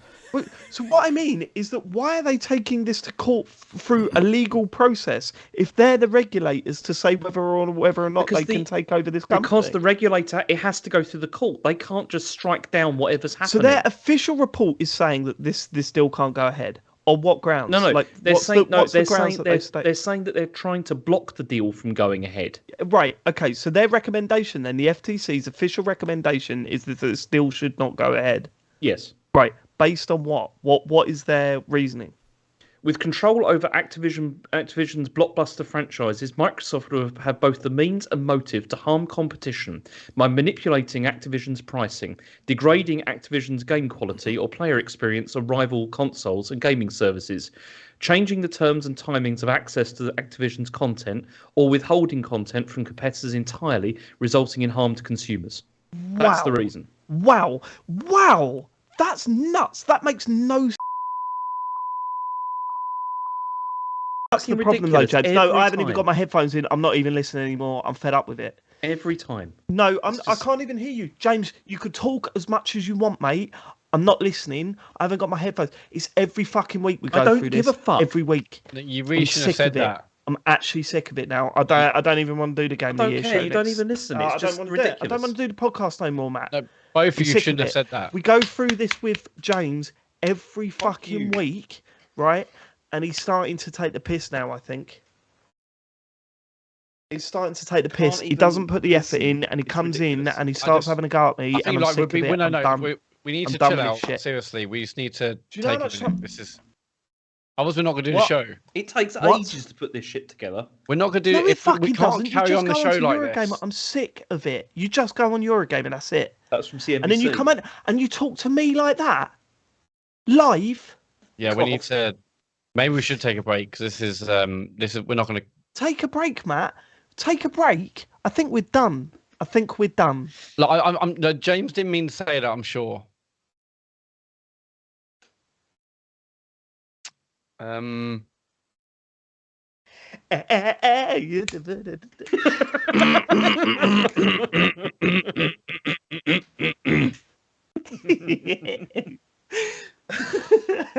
Sean, I think you're muted. I am muted. Shit. Right,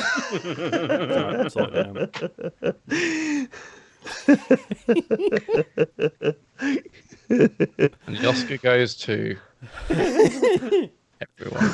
I didn't even hear what you said. If there was a gaming version of the Oscars.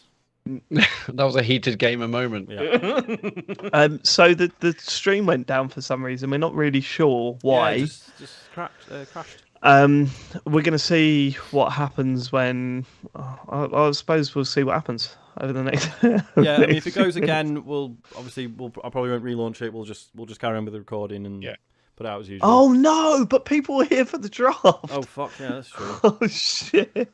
We'll try and keep it going as much as we can, but this is I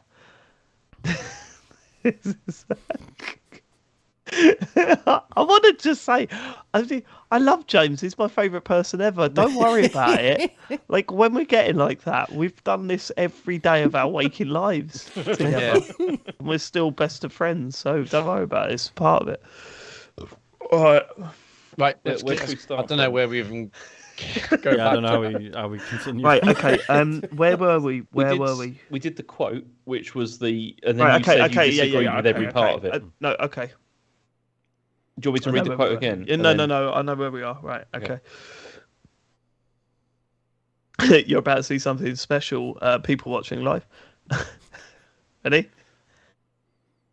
The first bit of that just doesn't make sense, because when you think about it, what the first few points they make seems to suggest that Microsoft are willing to just completely destroy Activision and all of its properties, right? No, that's not what they're saying at all. So what are they saying? Read the first. Okay, they could do. I mean, and they could do all these things. It wouldn't make business sense to do that. They're saying they could make Activision stuff shit on other platforms. That's exactly what this. Yes, what Sean said. Yeah. Right. Okay, but again, there's still money to be made there. Why would they do that? To try and drive people to other consoles. I find this wild. I find this wild because these arguments could be levelled. What makes these arguments okay here and not for the Bungie takeover? Because Bungie's a developer, not a publisher, and they don't own like multiple, different studios and everything. What's that? It's just the size of the acquisition that. How does that make any difference to the arguments they're making, though, James? Read through the arguments again. Right. Okay, so with control over Activision's blockbuster franchises, plural.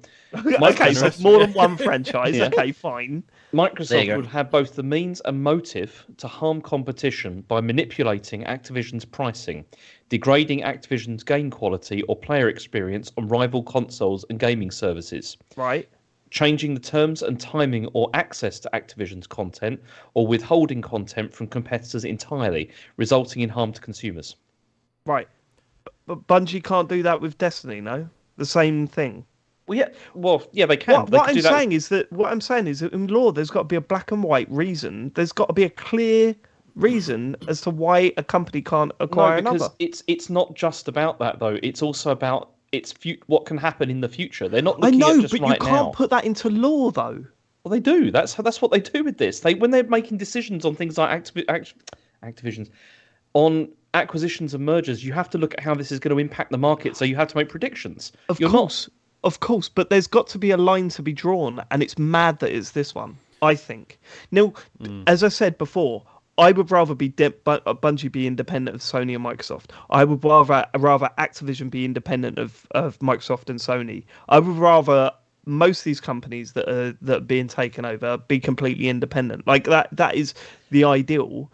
But I can't get my head around the fact that this is the line where they go, nah. I don't think you can compare Bungie and Activision. It's just sheer size, isn't it? That's why they have said hang on. Enormous. Look, okay, that's fine. They're not the same size company, but what's happening to them is the same thing, right? It's not though at all, No? because if you look at like Activision Blizzard, they own many properties. They also own all the King stuff as well. Like You're all the talking mobile about stuff. size again, though, James. Yeah, exactly. I'm talking about the that is action the of buying factor. out a company. But size is the deal. It's not about So then, where's the limit? So what size? What would you say? Would you say that a company could buy EA? No, I don't think they should. Yeah, again with all like the FIFA money and all Would you say a company? Say EA were going bust. Say it was announced that EA were going bust.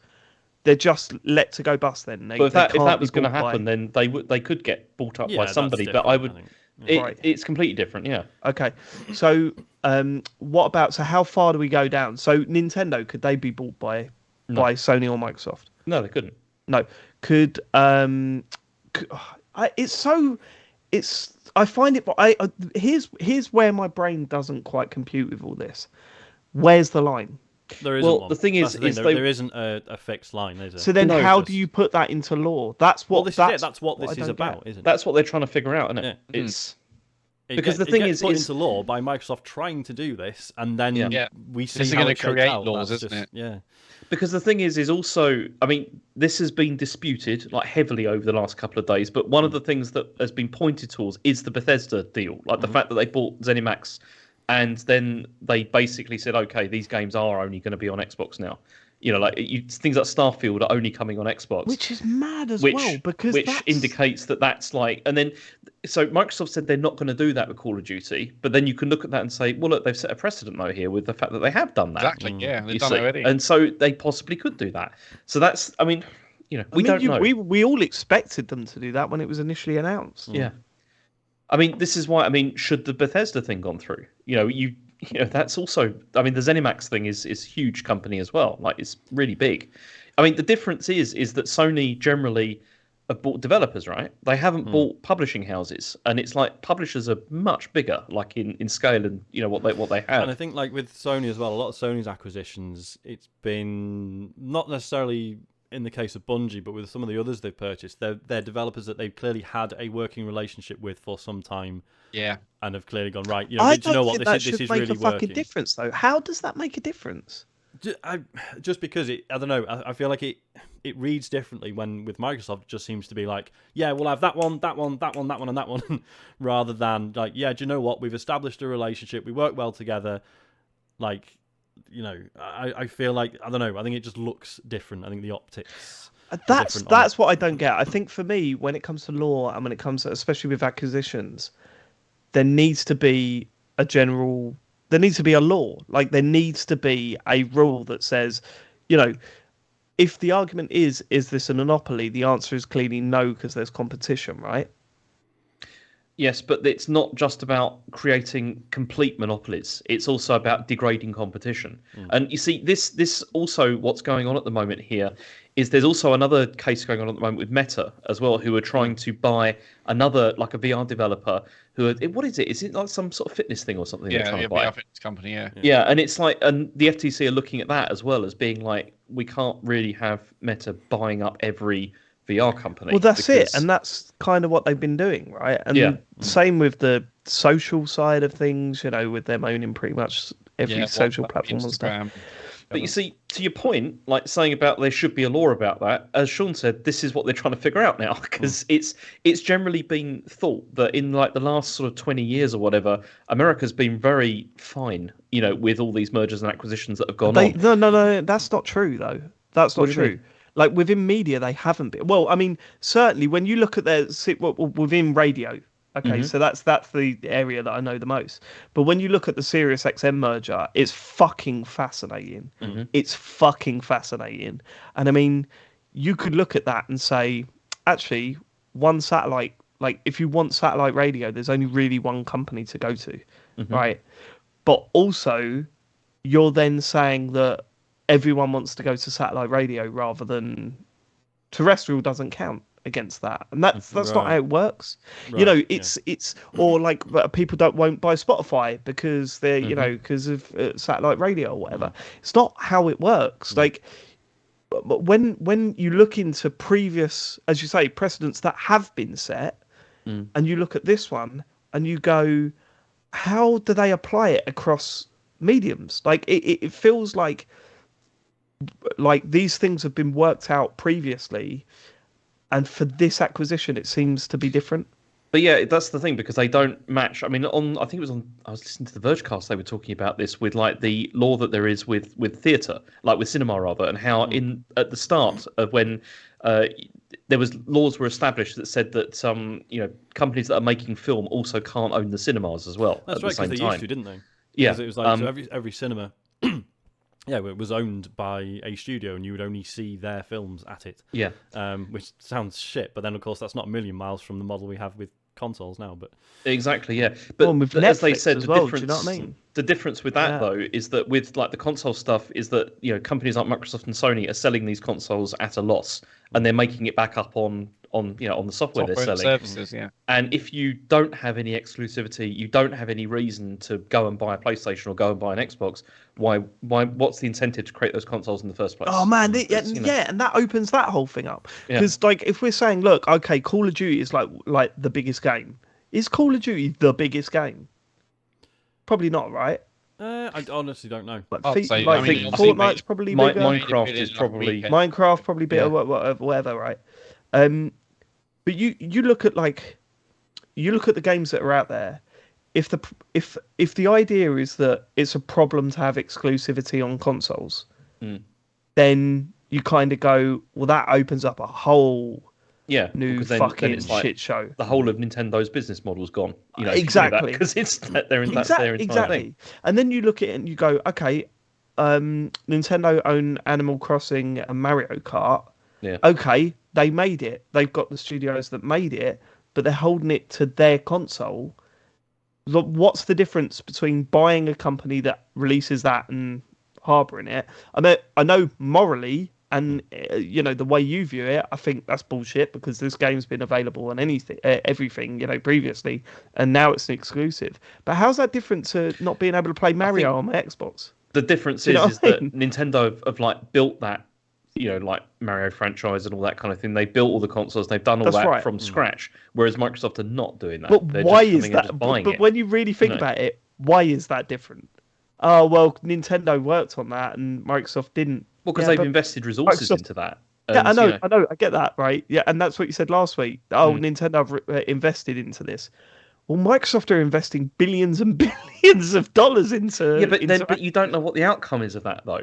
Like, what's going to happen to those? Like, so you sell the company to Microsoft, right? Think about what's happened in the past with EA, where they bought up like smaller developers, they bought up like other companies and stuff, and then they just shut them down. After like a period of time, they've stripped off the talent or whatever and done stuff like that. If you've built something yourself, like your company's built something, from the ground up, that's much less likely that's going to happen. That you're just going to kill your own thing. I'll introduce you to Google. Well, no. Do you remember Google, James? Yeah, I know what you mean, but that's not. But that's you're doing this your own thing. It's not like somebody's coming in and taking it from you and then closing it down. It's different. No, I don't think that's different. Okay. No, I don't. Decide. I think you building your own thing and then just shutting it down is no different to buying something and shutting it down. Well, no, I think you're still shutting it down. You're still fucking losing jobs and. Do you know what I mean? It's yours to shut down. Versus Exactly, yeah. It's yours to stuff shut that was down. elsewhere. Yeah, okay. I think at the end of it, everyone's shut down. It sucks. I don't think. But anyway, I mean, going back to the statement like, oh well, they could make Call of Duty shit on PS5, blah blah blah. I mean, they could, but I think we all agree that would be enormously short-sighted. They're unlikely to do that. Yeah. I mean, it's well, then, I think it's the same as, like- if we're saying Bethesda's a precedent, you would probably say that Minecraft was a precedent as well, right? yeah. That's Microsoft's argument. Is you can say, look, we've done this with Minecraft. Yeah, right? Minecraft has continued to exist on every platform, and in fact has amazing compatibility between versions and stuff. Although it is very shit on the Switch. It is. That's Switch's fault. I was gonna say. But yeah, with something like Starfield, you can argue it's like, well, that's a new thing, right? Granted, I don't think Elder Scrolls whatever is going to be coming out on PlayStation either, but something like Call of Duty, people have been playing that on PlayStation for decades. So it feels like you're taking that away from them, whereas with Starfield, you're like, well, it's a new thing. Yeah, it's a brand new IP. The PS5 owners were probably never expecting to play Starfield on their PS5.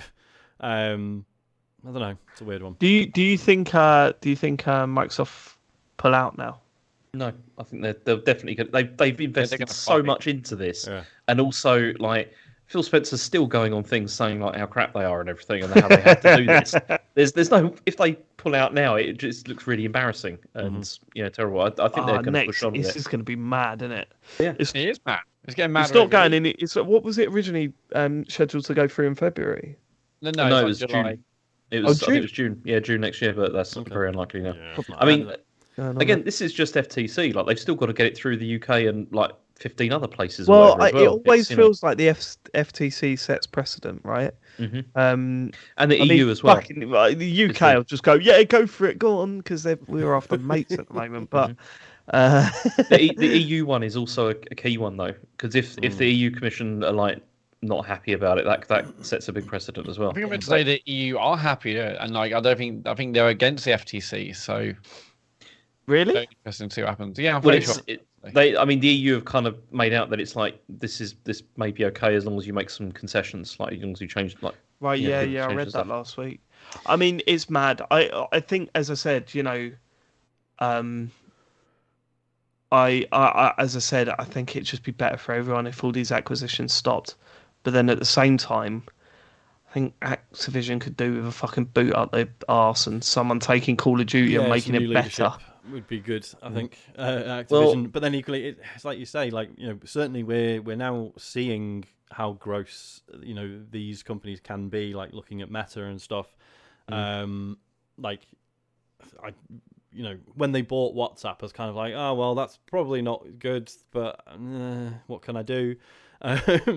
Whereas now it probably is a good thing that these things are being challenged. However, I personally have no real feelings about Microsoft buying Activision. To me, it doesn't feel as gross as something like, oh, Facebook now own 2 other things that you use, and they're going to pull all the data together and fucking spy on you. I'm much more bothered about Meta buying like WhatsApp and Instagram and stuff. And certainly, and Meta trying to essentially own the future of VR and whatever the metaverse ends up being.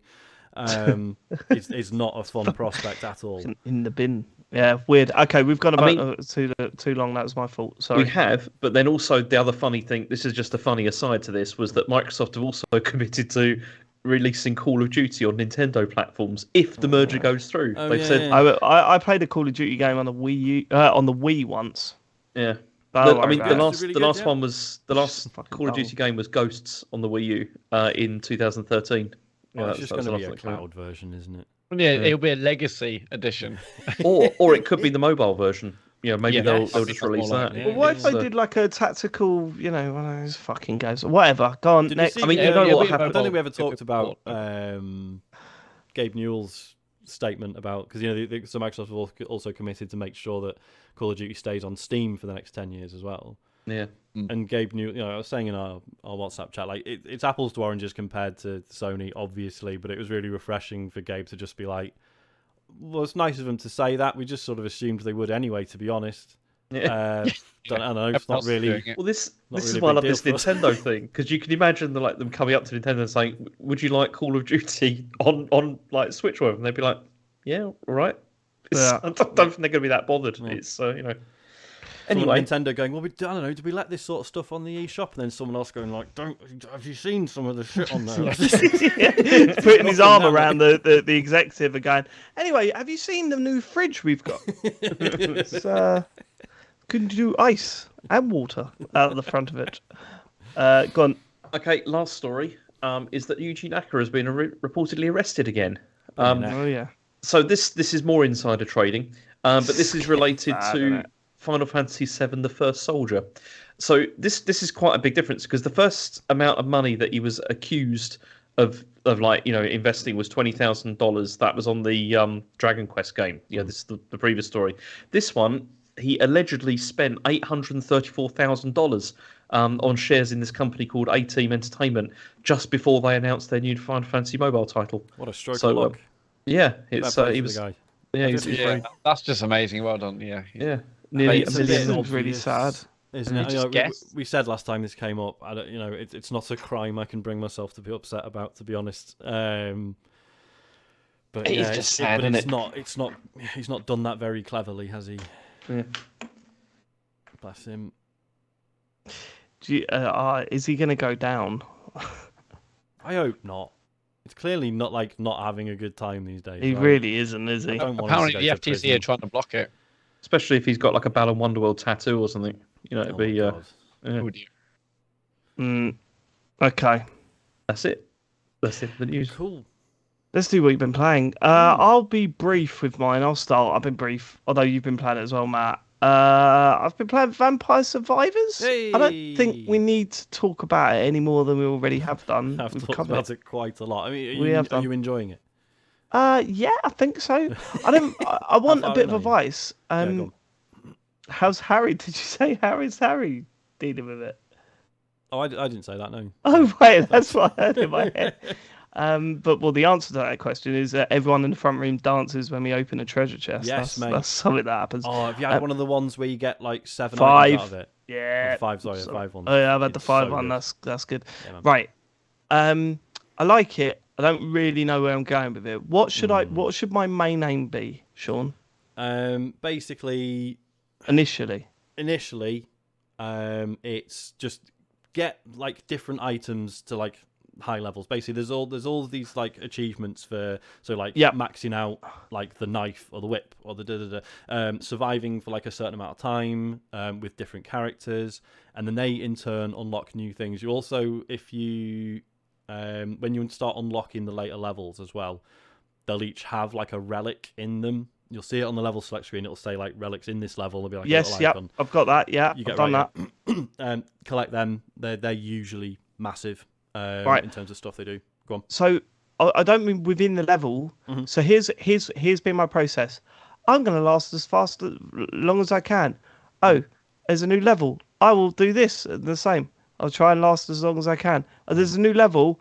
I don't really want to keep just doing this over again. So I'm going to go back to an old level and oh, now I've found the crypts or whatever it is. Oh yeah. Have you opened any of those? Yeah, one of them. Okay. And I'm trying to open the one on the first level now, and it's infuriating me because I've not been able to do that yet. And then I'm kind of like, well, am I doing the right thing? Yeah. Or should I be focusing on opening more levels? Have you figured out any weapon evolutions yet? Yeah, so I've done. What you mean, like the garlic? Now I turn it into that black spot. Yeah. It's just like massive. I've Yeah. done that a couple of times, Cool. but you can't do that permanently, can you? You've got to evolve each it run, yeah. each Which time. is where sort of part of the strategy is, because you can only hold so many items, right? So you got to start thinking like, right, well, I've picked up these like 4 weapons. Yeah, if I there's pick up- weapons that I avoid. Yeah, Yeah, I do all that So stuff. if you start picking up too many like support items that don't evolve those, then you're never going to be able to. Do you know what I mean? Because you've filled your inventory with like the That's wrong right. ones. So I do God Book or whatever it's called. Yeah. And called the Bible, garlic is ridiculous. Garlic it's is amazing. You need garlic. It's so funny as well at the start of the thing where you just like it pops every single enemy that comes to you. So like the first time I saw the sort of swarm of bats, I was like, oh no! And now I've got garlic. I'll just stand there and just level up 8 times. I'm a little. I play it. Mm-hmm. I'm enjoying it, but I'm constantly going, am I doing this right? That's where it I'm sounds at like you are, although I realise that answer might be disappointing because yeah, it's a little then you probably don't feel like you're doing the right thing, right? Yeah, it kind. I like if it's a simple stage thing of unlock all the stages to start with, mate. Just focus on doing that. Then I'll do that. Although I'm not quite sure how I'm unlocking the next level. I've got 3 of them. I think usually is it surviving to 15 minutes on a given level will usually unlock the next one. Right. Okay. So I'm going to try and survive 15 minutes on that level 3 then. And then, which I think is shit, actually. The first level was pretty good because it was so open. The second level was really restrictive in an interesting way. Yeah. And the third level, I was just like, are you supposed to be able to get into those rooms? Which ones? There's like big square rooms in that third level that look like they've got doors, but you just can't get in. Do you mean the big things with all the milk in them? They might have milk in them, I don't know. Yeah, I think that's like a raised thing with all like big pools of milk. Really? I think so. And you can get in there? No, you can't. That's what I'm saying. Yeah. There's no need to call me that. But I will. Okay, fine. Yeah, I find them pointless. Right. But I do like the music and I do like the visual style, and there's nothing more satisfying than a proper full, proper full screen. Sorry, I've just got a scam text that really confused me then. Because I just got a text from Amazon saying, we can't redeliver, please go to this thing. Well, why didn't you do it on the app then? Oh, because it's a scam. Right, sorry. So I'm enjoying it on a level, and I'm playing it on my phone and on the Xbox. Okay. But I feel that I'm not doing it right. Hopefully that changes. I'm looking forward to the moments where you were like, you and Sarah were saying last week, but then it all goes crazy and does weird stuff. And I'm like, okay, I'm up for those moments, but I've not got there yet. Matt, you've got this down. I reinstalled it. I mean, because I actually checked. I first played this back in January this year. That's how long ago it was. And when I saw like the mobile version came out, I was like, I'll give it a go. But I played like 1 or 2 games, and I assume you've connected a pad, have you, to your phone? No, I was just doing it with a thing. Because if I'm playing with a pad, I'll play it on my Xbox. Exactly. I played like with 1 or 2 games. I was like, this feels horrible. But I was like, I might as well just finally install it on Xbox because I was playing on Steam previously. And it's obviously great. And I'm just getting through it, and I'm happy to kind of playing it again. It does seem massively different from when I last played it, which is almost a year ago. So it's no wonder, really. And after like the talk last week where you and Sarah kept saying all these like cool things about it, I was like, I just need to play it again because it's been way too long. And that's it. Not much more to say. It's good fun. Sean, did you bother with the mobile version that came out this week or last week? Well, because that was another Game Awards announcement, wasn't it? It's out on phones and it's free. Yeah. Is it like actually free? Yeah, 100%. Yeah, I haven't seen an advert yet. I believe it's got advertising in it, but and I believe it is slightly different. I've noticed quite a few differences. Okay. Like for example, at no point playing on Xbox have I screen wiped and got like 5 chests on screen at once. Oh wow. Yeah, that was a surprise. Blimey. Is there any chance there could be a Switch version of this, or is it just not going to happen? I'm amazed there isn't already. Yeah, I'm surprised there isn't. You got a backbone. I don't have signal everywhere, do I? That's the problem. Oh, you talk about playing it on the move. Play it on your phone then, James. Honestly, it's not great, but hold on. Better than not playing. You don't need signal for it on the phone. I wouldn't have thought. No, but I would if I was doing remote play. Yeah, we were talking about. Right, but what I'm saying is get the free version on your phone and whack your backbone. Right, and then use the backbone as just as a controller, yeah. Okay. Yeah, do that. Yeah, that'll work. Good game. I'm addicted to it. I've played God knows how many hours. I'll check in a minute, but easily done. But I feel like I'm doing it wrong. So hopefully that's something clicked and I don't. Yeah. Okay. So that's that. Matt, Sean, you've got Pentiment down. Yeah. What's Pentiment again? Am I go on? It's the Obsidian game that's it's kind of like the the little old. one that they didn't tell Microsoft they were making for quite a Yeah. while, apparently. Right. And then went, oh, by the way. Oh God. Do you know what, Sean? Mm. I'd heard something about this, and I looked it up, and the art style instantly put me off. Really? And it also reminded me of that fucking game that you liked, and that's fine. We're all different. We're all different people. Yeah. But that fucking game I played, it was like it was all singing. Oh, I am the king of the world, and I was like, Which oh one was man. that? It was the game, Matt. You played it just to get the achievements from, right? Yeah. What was it called? Oh God, I played a lot of games in that period, but yeah, I played it on Game Pass, and it was. I can't remember. Which game It was was an indie game where it was all singing, Oh, and it was Wondersong. a Wonder Song. Yeah. That might be Wondersong's it. amazing. Well, I don't know, Actually. man. And it looks nothing like this anyway. Really? Yeah. I've got to see it again. Yeah. No, not Wonder Song. That's the wrong game. Okay. It wasn't Wonder Song. Cool. Carry on. It wasn't Wonder Song. Pentiment. Anyway, how much you played this, Sean? I am in the final chapter now. Oh, wow, okay, loads. Obviously, I'll be careful not to spoil anything because it's very story heavy. In fact, that's basically all it is. So yeah, it's from Obsidian, so it is a role playing game, but it's a narrative one, right? There's no fighting or anything. You do pick like perks and stuff which affect how it plays out, but it's set in the 1500s, and you're in this village in the Alps in Bavaria. This village is called Tassing, and there's the village, and then there's the abbey, right, which is like up on this hill, and you are this guy Andreas, who's an artist, like he's a artist in training, and he's been so he's like a contractor effectively for the abbey, right? Because the abbey has what they call the scriptorium, which is basically the bit of the abbey where monks would just fucking write stuff, right? They would make copies of famous books or whatever, because this was, I think it's like in the era where the printing press is coming into being, but still for the most part, if you want a book, you got to get a monk to write it for you, right? And yeah, so you're sort of brought in, and you're sort of helping out, writing books, doing and pictures and stuff. And initially, it's quite a slow start. Would you agree, Matt? Yes, I mean, I've been playing for like 2 or 3 hours or so. So I feel like I've barely done it yet. But like the first bit is very different in terms of what you can do. It feels very linear. Yes. And then it suddenly feels much more open. But I appreciate that, because it's really like telling you what the story and like kind of the characters. This is it, isn't it? Yeah, because there's so many characters in it, and some of them aren't important, some of them really are, and it's really not clear how that's going to shake out. Like in terms of who's going to be important and who isn't. There are characters that I sort of ignored and then turned out to play like quite big roles in the story. But it's the fact that it's not only it's getting you used to all these terms, right? Because of the setting, like there's a lot of like terms and language of the era that get used a lot. There's a lot of interplay between different languages as well. So like you choose at the start of the game, you choose like where your character has traveled previously or studied, right? Yeah. So like I said, I did a year in Venice, so I can understand like Italian and like a bit, a couple of other like bits of some other languages.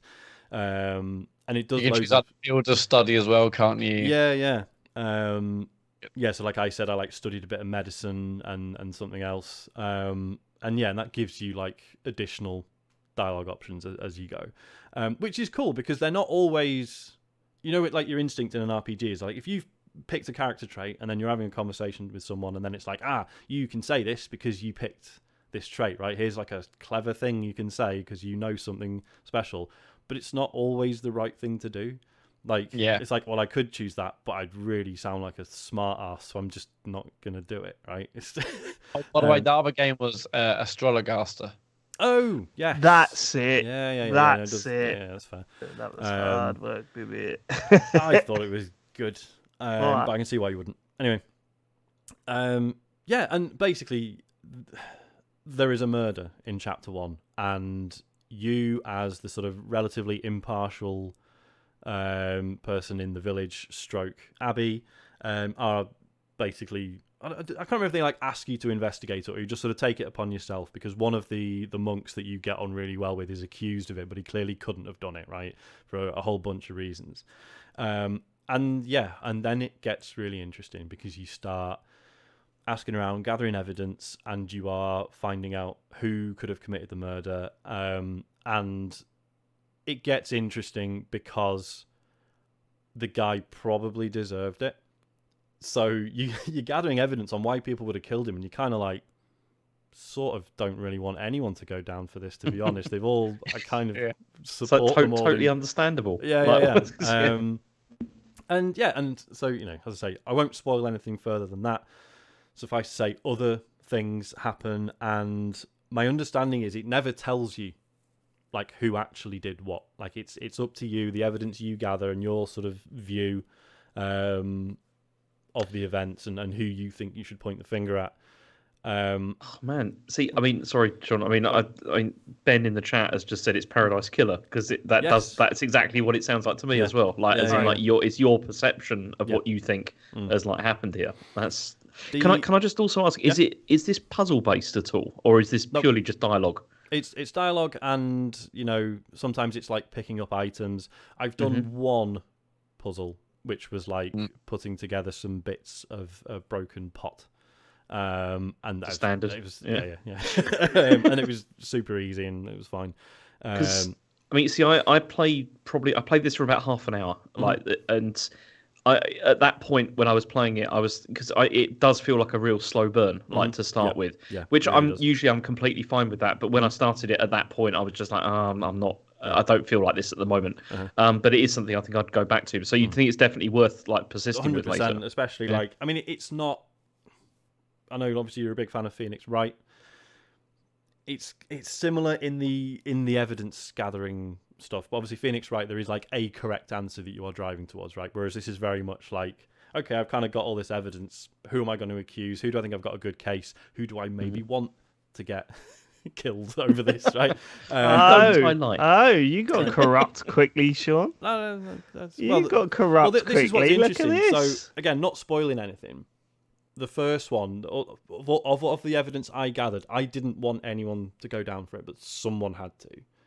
So you put your own hand up. And it was fascinating because in chapter 1, I was like, I kind of want to be friends with everyone. Like there's a bit of tension between like the village and the church, and I think it's fair to say the game takes quite a dim view of the church. It's not, I don't know, it doesn't like hit you over the head with it, but it's very clear there's a lot of hypocrisy going on. There's a lot of really likable characters in the church, but also some really not likable ones. And it's the church as an institution, it's definitely critical of that. And so in chapter 1, I was like, I kind of just want to get on with everyone. I haven't really got any sort of allegiances here. And then end of chapter 1, I was like, right, I know who I fucking despise now. Like this got really interesting. So yeah. It's and the way it starts is it's like you're kind of being led around, right? I've got to go and talk to this person, I've got to go and do this. Oh, now it's lunchtime and I've got to go and like eat with this person. That once the murder happens, that all opens up. So you've only got a limited amount of time to investigate. And that's again where it sort of becomes interesting because you don't have enough time to gather every piece of evidence. Yeah, you have to make sort of choices. you've got to choose what to prioritize. And it has this thing where like every lunchtime you decide who to have lunch with. Like you can go to like different houses and they'll invite you in for lunch and you'll have a conversation with them that you could only have with them on that day. Do you know what I mean? So you go there, you're like, what do you think of that murder then? Yeah. Who do you think did it? So it is a very slow burn, but you do settle into it and you do sort of start to really appreciate the inner lives of all the characters in the village, and how they change over time. Again, so this isn't a secret. It takes place over like a long time, like several decades, in fact. And the way things change based on your decisions. I don't think it's as malleable as it lets you believe. I think a lot of the decisions you make probably end up more or less the same way, but the illusion is good. It makes you feel like you've created this story. and certainly like decisions I've made, I was like, yes, that is exactly what I wanted to happen. Thank you. So yeah, I really love it. I think it's a good story in and of itself. As I say, I think it has things to say about the institution of the church, like at the time, and the way people were treated, and as I say, the sort of hypocrisy and behaviour of people within the church, and the way like laws were applied quite unfairly. It's a fascinating game. We haven't even talked about the text stuff, right? So everyone you talk to in the game, like obviously there's no spoken dialogue, it's all text, but the way the text is written reflects them in some way. See, that's what I found interesting, because when it started up, it's like, which text style do you want? It's like, do you want this like harder to read, but it does offer like an extra like layer of like richness to this, because it's the way the characters are coming across, with the font choices, we could say here, which is fonts. That's the thing. When I started it up, I was just like, oh, this is definitely the game for me. It's I can appreciate that. And what's fascinating is it changes depending on how your character perceives other people as well. So you start the game, and like if you talk to the monks, they have this like beautiful like calligraphy, right? When they speak, you talk to a peasant, and it's just kind of like cursive handwriting. That's right. And then if you talk and if you talk to like the guy who runs the printing press, it's like his text appears as like the blocks, right? The printed blocks. Yeah.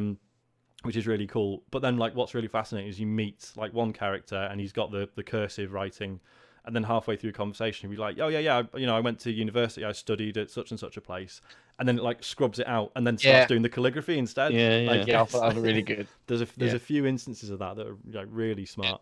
Yeah, that's really cool. That's what I taught someone who like the text was backwards, and then you told something, and okay. Yeah. Or like if someone's speaking a different language that you understand, it'll write it in their language first, and then like scrub it out, and then write English over it. That's another thing as well. Like, so the game's set in Bavaria, so obviously everyone's speaking German, and I've seen like people who speak fluent German and English saying like, oh, I'm playing it in German and it's incredible. Like the translation's just absolutely perfect. Well then, James, you could improve your language, couldn't you? Yeah, I might have to do that. I mean, this does sound absolutely like this game is like completely what I like in games, it's just I just need to be in the right mood, like to sit down and start it. Yeah, 100%. I mean, obviously this has been out like what 3-4 weeks now, and I've only in this last week I've like really started hammering it. It has taken me a little while to get into it, I must say. I think at first it's a little bit overwhelming. Not just I was obviously trying to learn what the game was trying to do, but then there's a lot of talking in conversations about this person did this, like a lot of names dropped. I'm like, am I supposed to be remembering these names, and about the brother of this and the mother of that and the history of this? And I'm like, oh, this might be too much for me, but eventually you kind of break through that and just really understand kind of the person you are and how they perceive the other stories and the characters you meet. So at first I was like, oh, this might be too much for me, but there's one complaint is that you do have like a notebook where it's got glossary of like all the terms you've heard, and like a lot of like religious stuff that I had no knowledge of, and then like all the characters that you've met, like little bios for them, which is really useful. And then it has like your sort of current quests or lines of inquiry or whatever, but it doesn't. There's like a major sort of through line through all this is that someone keeps leaving notes around, right? And they're clearly they're clues, but it doesn't record them anywhere. And like, so it'd be like, oh man, there's this note that says this, and I don't really understand it yet. And then half an hour later, you'll see something and think, oh shit, is that what the note was talking about? Let me check what the note said. Oh, I can't. It's not in the notebook. Little things like that are a bit irritating. Oh, another thing I really fucking loved was that as I'm like investigating this murder, I'm like, holy shit, this is like CAD file. Do you remember CAD file? Yeah, I do remember CAD file. Yeah. And and as I was playing it, at one point you get into the library in the abbey and there's a book, and he's like, oh yeah, it's a book on like different plants and their medicinal effects by Cadphilus of Salopia. And I was like, no, surely not. And I looked up Salopia, which it turns out is the old name for Shrewsbury, which is where Cadfile was set. So it is an intentional reference to the to the TV show / books, which I thought was great. That's lovely, yeah. I found I couldn't always access the map. Now, was that me being stupid? There's one bit, so I'm like, okay, I need to like get like back to a certain part of like the Abbey or whatever. Like, it's annoying because the map is on the Y button for some reason. So I kept pressing the back button, but the back button will pause it, but that's to give, so if there's like terms that you might not know, you press the back button and it like pressing the wrong button, Matt. Where maybe possibly, but then I repeatedly press that when all I want is the map. I'm no fuck's sake, it's the Y button. Yeah. But no, I really want to put more time into it because even in my just very very early hours, it's like it's maybe much more interested in it just compared to like the first hour, for instance. But it's a lot of games to play in a short amount of time. Yep. Fine, but we're now got one more game to talk about before the GOTY draft, and I'm getting impatient. Make it good, James. I mean, bearing in mind, we've only got a week now to play all the best games that have been released in 2022. There's a lot of catching up to do. A lot of games. Wait. Hold on. Is this like a really old game then? It's not really old. I mean, it's not a 2022 game, is it? Pong. It came out a few years ago now. Pong. No. So, I mean, I've been playing Bloodstained Ritual of the Night. Now, the reason I've been playing this game is because I've not... Why are you laughing? I don't know this, Sean. Why are you laughing? Is it just a completely pointless game to play? Well, it's not pointless. It's meant to be very good, but it's a few years old, and I believe it's massive as well. Right. So, why is he chosen now? Okay, let me explain. Yeah. Let me explain why. I've not been at home, and I've spent a lot of time doing a lot of traveling with work stuff, and so I've been playing Switch games. And because of that, there's nothing new at the moment on Switch like that I've got to play. So I was going back and looking at the games that I've not that I bought like before and hadn't got around to playing it. This was one of them. And I mean, thought about getting a Steam Deck. I did think about that actually, because I play a lot of games just like like portably anyway. And the Switch does feel like it's getting to that stage where it's like there's nothing coming out like anymore that's like really really great. And the thing is so the Bloodstained games, I don't know if you know, but they're basically like an attempt at making like new Castlevania games, and specifically Igarashi's new studio, isn't it? Yeah. And so this one in particular is supposed to be a Castlevania game in the style of Symphony of the Night. So it's supposed to be like a Metroidvania, kind of game. And before they also released these like 8-bit style like Bloodstained games as well, which were more like just less exploration and more sort of just platforming. And I had hate relationship with those games. I finished both of them and I hated them by the end because of just how ridiculously difficult they were in places. So I kept putting off playing this because I'd heard it was good and it's a Metroidvania, and I just thought I started it multiple times as well, and like kept on like playing it for like, I don't know, half an hour and just being like, nah, can't do this. But this has blown me away. I finished it. I finished it. Oh shit. Okay. Yeah, How big is it? How many hours? 20 hours. It's 20 hours, and I finished it. Christ. It's insane. It was another one of those games where I've been up at night, like playing, because and it's like I could be playing God of War, and I sacked that off, and I've been playing this instead because this is fucking brilliant. You've not even made it to the good bit of God of War. No, it's I know. Game of the Year next week. I know, but this is fucking brilliant. This is such a good game, and playing this has made me like it's really confirmed in my mind that it's like these Metroidvania games are my favourite kind of games. Like they're incredible. And the thing that is so good about this is that it's not just the usual exploration stuff, but it's also the fact that you get the whole new abilities thing that allow you to explore further. But it's quite a limited set around this time around. Like there's not that many things that you have to like pick up to then like further explore. And the thing that's really good about that is that you don't then feel like things just being gated off all the time, like really obviously gated off. You look around, you think I can probably get to these stages. I can probably get to these areas, which is great. And so the thing that makes it different is that it has this sort of shards and abilities system whereby every enemy you kill, there's like this crystal shard comes out of them and like fuses itself with you, and then you can use one of these abilities like that this enemy has got, and there's hundreds of these things in there, so you can then mix up and match like all these different like sort of abilities and different like weapon sets and everything, so you can really customize it to how you feel comfortable playing, or you can just try sort of stuff out. And this is why it it reminds me of things like Elden Ring and stuff like that, really, where you can really create an interesting build like to sort of get through the level. And that's what I found really enjoy about it, because it's the exploration, it's all of that, but it's with a character that you can really heavily customize like to how you want it to be.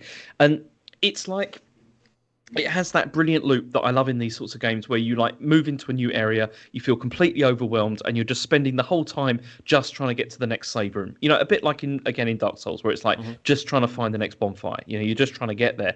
This absolutely has that, and then you just master that area, and then you're just like going around, and it's easy, and it's such a compelling loop for me. I absolutely love that in these games.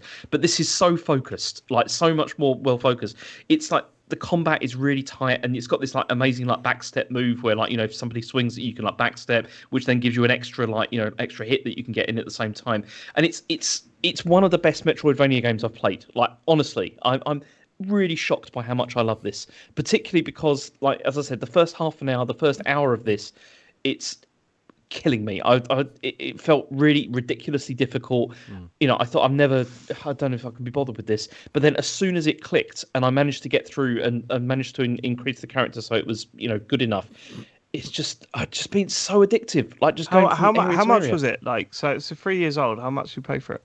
No, I bought it ages ago. I mean, I think I probably paid about 12 quid for it or something like that. So okay. I mean that's the thing. I mean, this is like Metroid Dread, but with all the irritating bits taken out of it. Like it hasn't got like all the stuff, like the Emmy stuff and all that. There's nothing like that in this. It's just like it's difficult in places, but not to the point where you can't, if you spend some time, sort of exploring around.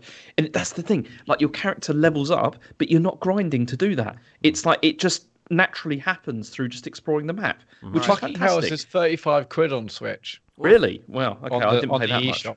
Yeah, I didn't pay that. It used to be on Game Pass, and then I believe it went, which is a shame.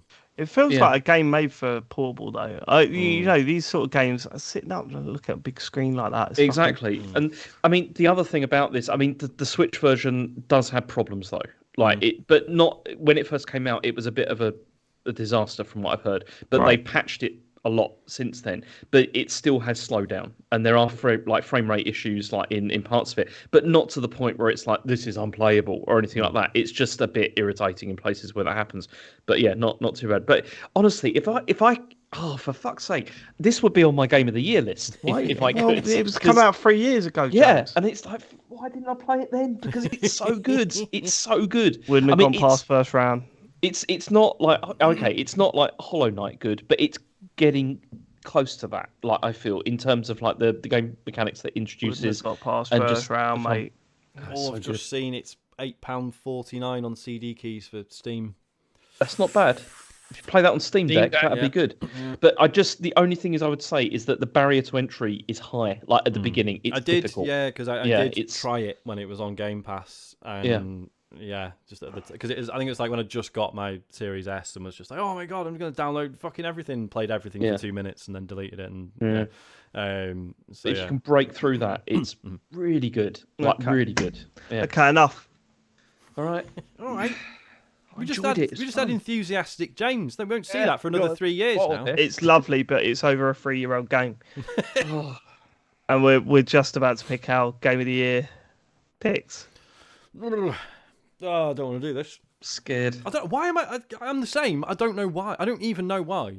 Nor do I. I'm worried that all my picks get picked. That's what I'm worried about. That's what I'm worried about as well. Do you know what I think I'm worried about? I'll tell you now, I've got zero strategy for the wild card. I don't know what I'm doing. Yeah. I like the idea. I must admit, someone suggested, I think it was Luke Summerhays, someone suggested privately that we should mix up wild card. We're not going to do it this year because we haven't agreed on it. But the idea was that you pick your wild card first, and I fucking love that idea. Because do you risk it by putting up a big hitter that could get wiped out in the poll? Yeah. That is a good one. Yeah, we might have to do that next year. Then that's the first time. usually people send in their ideas for the Game of the Year show, and you go, "Fuck off." That was one way I went, "Fuck." Oh. But we're not doing that this year. Here's the deal: we've got to come up. What? Get with it. We've got to come up with 16 games between the four of us, plus 4 wild cards. We know this isn't fair. We're going to pull the names out the hat to decide the order. Sean has gone on record to say he was always last. I mean, I don't think that's actually true, to be honest. I did see that one year you wanted to go a little bit earlier. Yeah. But are we ready to pick our Game of the Year? I feel sick. But yes, let's go. I don't even know what my first pick is. Yeah, I don't even know what my first pick is. Right, me neither. I know what my first pick is, and then after that, it's just like, I don't know. No. What's he got? I don't even know who it is. Hey, it's me. Sean. Sean picks first. Sean. Citizen Sleeper. Well, I mean, out of all the surprises we could have had tonight, that is the least surprising. Not one of them. Okay. Next person who gets to pick. Oh, I hate this. I really hate this. Wait till next week, mate. Jesus Fuck Christ. it out. Matt. Elden Ring. That gets in there with Elden Ring. I was thinking, what happens if nobody nominates that? You know, just...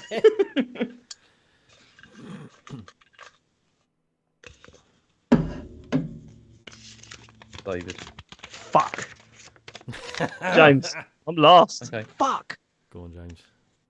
Okay, I'm going for As Dusk Falls. I am in trouble here. I'm in trouble here. So we're not supposed to comment, are we? No. Well, we can make Well, sounds. that was me saying that to myself because I was making noises. Not yeah. I think we can make sounds. Okay. I'm going with Neon White. Sean. Marvel Snap.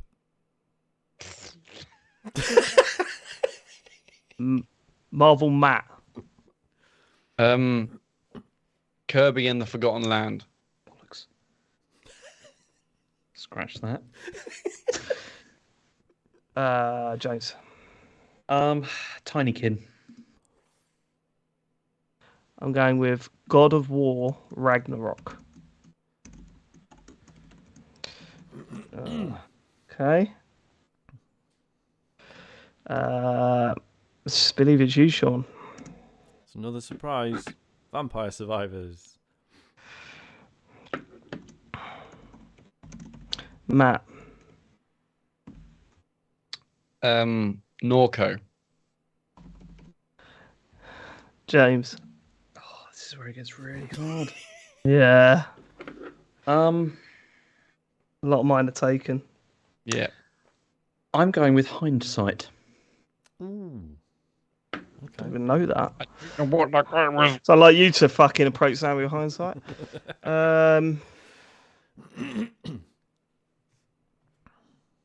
Shit. I don't know what Hindsight is. I'm going with Ollie World. Matt. I know what you mean. Sean. I mean, I don't want it to be me because I don't know what I'm gonna pick. Fuck. Oh, there's 3. Sounds like you got loads to pick then. You got a wild card, don't worry. No, I think I know what I want to do with the wild card. He's got a strategy. The boy's got a strategy. What does that mean? That boy's got strategy. Oh, no. Strategy. Psychosomatic. That boy's got strategy. That boy got strategy. It's I know we've just talked about it. It's got to be Pentiment.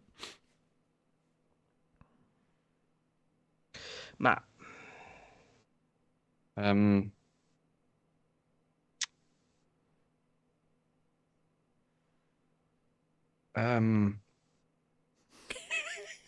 Don't do this, come on.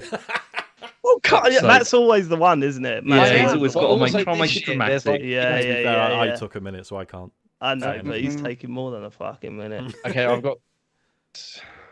Okay, I'm going to go with Signalis. James. I'm going with FIFA 23. Okay. I'm going with Power Wash Simulator. Can't believe it's taken us long. Wildcard time. So these are the games. These are the Fucking games hell. that you, the listener, get to vote on. Only one of these makes it into the Game of the Year show. The other three get ditched, and the one that gets in gets to take the place of another game. Right.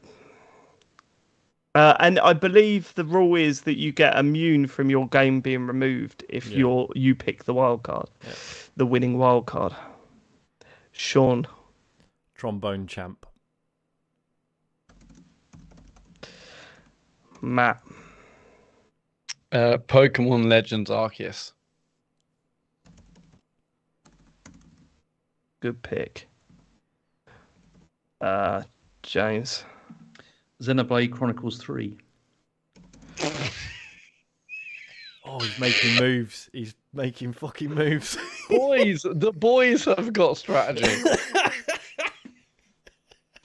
Where's Ben? I want to see Ben in the chat. Fuck. There he Ben has is. died. There he is. And has passed away. Go on, Dave. What have you got? I'm in trouble.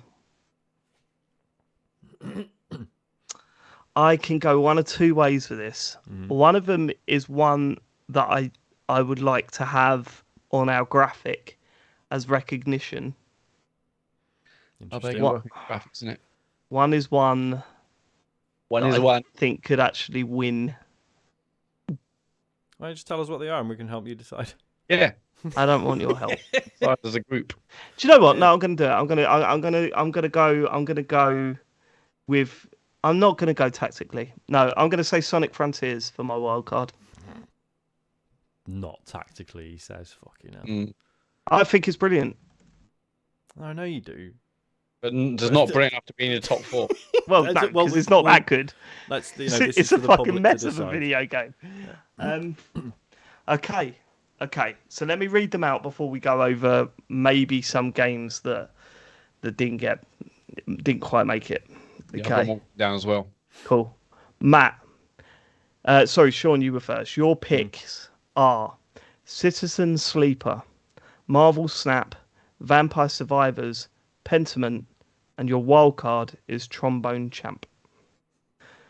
Matt, your picks were Elden Ring, Kirby Forgotten Land, Norco, Signalis, and your wild card was Pokemon Arceus. James, your picks were As Dusk Falls, Tinykin, Hindsight, FIFA 23, and your wild card was Xeno Chronicles 3. Xenoblade Chronicles 3. Xenoblade Chronicles. Oh, sorry, I've just Right. typed it down It's all right, I quickly. don't fucking mean anything. Yeah, I know. It's a load of nonsense. My picks were Neon White, God of War Ragnarok, Ollie Ollie World, Power Wash Simulator, and my wild card, Sonic Frontiers. Right, I'm going to tell you what was my wild card for a very, very long time up until that moment right there, because I was so convinced that James was going to pick Sonic Frontiers. My wild card was going to be Wordle. Oh, yes. That would have been great. I know, because I don't think it's very good, but I've played it every day this year. And I feel that maybe the buzz of Wordle sort of died down towards the end. Yeah. But it's a legitimate shout. Well, I it think, came. Well, it launched last year, so that doesn't okay. help me. But at the same time, no one really. No one really was playing it last year, was it? So, and also the fucking squares pissed everyone off on Twitter, so I don't really care. Let's get Sonic Frontiers to. No, you're not. You can't campaign now. Game of the Year show. Well, you can't Stop canvas things now. Yeah. Let's get it in. Let's get it in. Let's get it in. Can't compare it with a rich Did anyone RPG. have any near misses they wanted to mention? I've got one near miss that I want to mention. I've only got one game on my list of 9 that didn't make it, and that's Gran Turismo. Every one of my 9 made it. Yeah, Gran Turismo 7 didn't quite make it. Good game, but and I think Need for Speed very possibly could have made it if I'd have spent more time on it before the That came out draft. a month earlier. You reckon it would have been there? Probably. It's really good.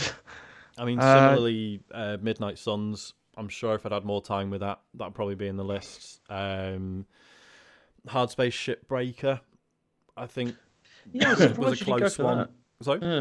I'm surprised you didn't go for that. I thought that was you loved that, nailed didn't on. you? I did really love it, but because I spent so long playing it in early access, I'm only like I've run out of steam with the campaign, which is not the game's fault.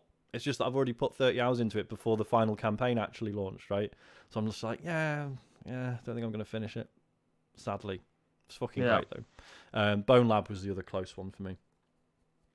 But yeah, I don't know, Bone Lab. James, do you have any that didn't quite make it? So there was one I really wanted to include, but I didn't think I could, because it's DLC, and so I don't think it really. Go on. What is it? depends. It would have been Cuphead, the Delicious Last. Oh, Course. that would have been in. Yeah, that would have been in. Nah. Shame. Well, there we go. There's our list. I mean, I'm fascinated to find out what is the one game that everyone's like, I can't believe you didn't include that. Oh, mate, all right. Immortality, isn't it? Obviously. Immortality. God. So I mean, again, it would have been a stretch, but I mean, I put a lot of time into the Breach this year as well. Oh, of course, I yeah. think that was a close one. I mean, yeah, looking at the list of Immortality's other a pile games. of shit. Go on. I mean, there's like the big ones we didn't go for, like Horizon. Yeah. Yeah, none of us got on with Splatoon it. 3. Oh, Splatoon didn't make 3. it. Yeah. I mean, Right. this other one would have been in my list, but I thought it was no point. But it would have been The Last of Us Part 1. Mm-hmm. I would have been fuming with you if you'd have nominated That's that. absolutely still one of the best games I played this year. Yeah, of course it was. It's a great game, but it's a really old game. That's why I didn't choose it. Monkey Island didn't get in there. Mm-hmm. I see. Yeah. If I'd finished that, I could see that being on the list somewhere. Yeah, but was it the ending, the bit that everyone was pissed off about? Well, I'm not seeing it. I know other people who think the ending's fine. Yeah, it's probably just me. I mean, the bat was really good, but didn't quite have enough to make it into. Yeah. And I think for us, it's kind of mad that the sequel to Far Lone Sales just didn't do it for any of us. That was such a shame. It It's sort of incredible that it kind of made the first game better. in the way it sort of reframes the first hold on. game. But go on. Oh, I was going to say no Nintendo games, but Kirby Forgotten Land's in there. I mean, that's There is borderline. And Pokemon, but again, they're both Distinct borderline, right? lack of Nintendo in this list. Yeah, I mean, as Scrub Nerd said in the chat, no Switch Sports. Again, Well, it's absolutely terrible. not. Yeah, this time last year, and Xenoblade. he said, if you had asked me about a Xenoblade, spiritual successful sequel to Wii Sports, I would have been obviously that's going to be there, but wasn't it? Shit, wasn't it? Right, we done? Do we leave it there? I think we leave it there. Do we do the socials, right? Yeah. We can do the socials for sure because we need to tell people about how they vote in this wild card. Oh my god! Go yes. for that. Yeah, we are going to bring the poll back to Twitter because although last year was safe and legit, it was just boring as hell. So Sorry, Phil was pointing out we haven't done questions. Yeah, no, we're not doing questions, are we? we not? We're 2 hours 20 in, aren't we? It's 12:15. Sorry, All right, 11. All right. I think it's good to drop the bomb and then leave. That's how he lives his life. We've got to sit with. Well, I'll tell you this, right? I'll tell you this. That is a really interesting list. It is. I'm really pleased with that. I'm really. Some of the possible matchups in this Game of the Year show next week is mad. How the fuck are we going to talk about God of War versus Tinykin? Honestly, when you look at some of this stuff, you just think, what? for me, it's FIFA versus Power Wash Sim. All that. Yeah. That'd be FIFA versus Elden Ring. Okay. Yeah, can you do a bicycle kick in Elden Ring? No, exactly. Yeah, so, Oh my god, this is going to be nuts next week. I feel ill.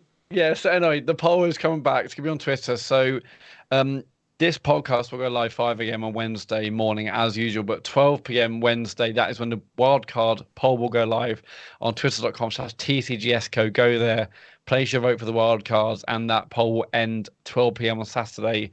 And we're recording the GOTY show over the weekend. We're not streaming it live, but we will be recording it over the weekend. Can I make a suggestion? No cameras. See, I'm with you on that. Go actually. I Well, I just think I don't want to see your faces when you are clearly. Doing I deals. just think it's too much. The deals, I'll be able to spot when one of you's texting someone else or emailing. I don't want to see a sly smile when it's all kicking off. Yeah. I don't want to see anything. I want to be in that game of the year fighting mode. I don't want to feel sorry for anyone. When I see Matt crying, I don't want to see drunk James. Still hear it. So that's the thing. I want to drink in privacy.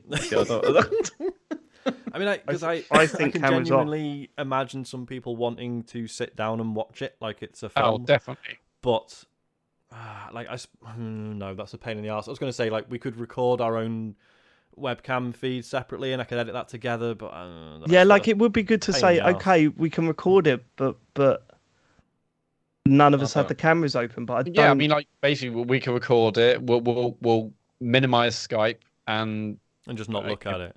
Yeah, I just don't. I think people, it's though. too long. I don't think you can trust anyone. I think it's too long. Yeah.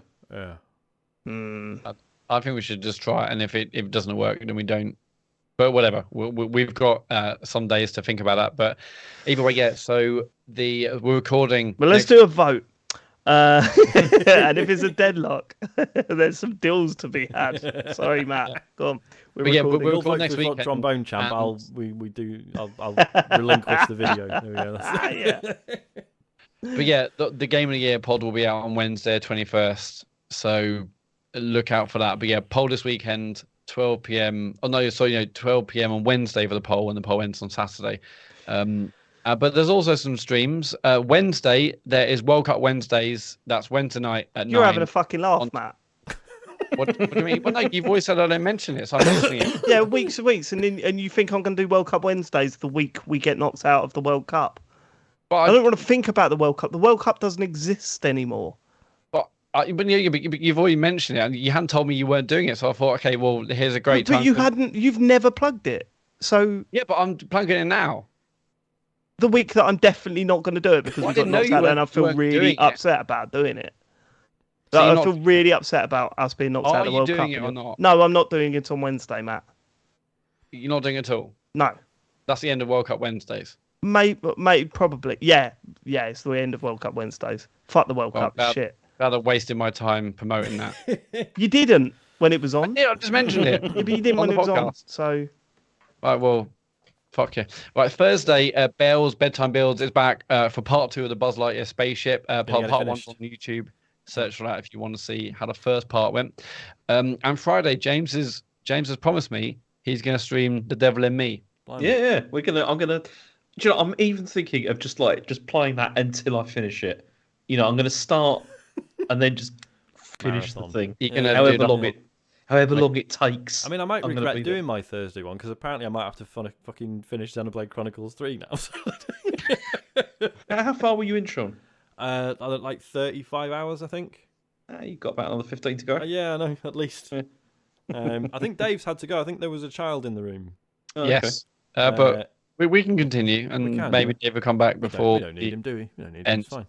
So yeah, those are anyway. Friday's stream. They're on twitch.tv/TCGS. Go there if you want to watch them live. If you miss them live, just go to YouTube, search TCGS, and they'll be up there on the channel. If you've got Amazon Prime and you've got Twitch and a Twitch account, come on, if you've got Twitch Prime Gaming, you get 1 free sub a month for that. Go over to our channel, give us your sub. Thank you everyone who's done it tonight.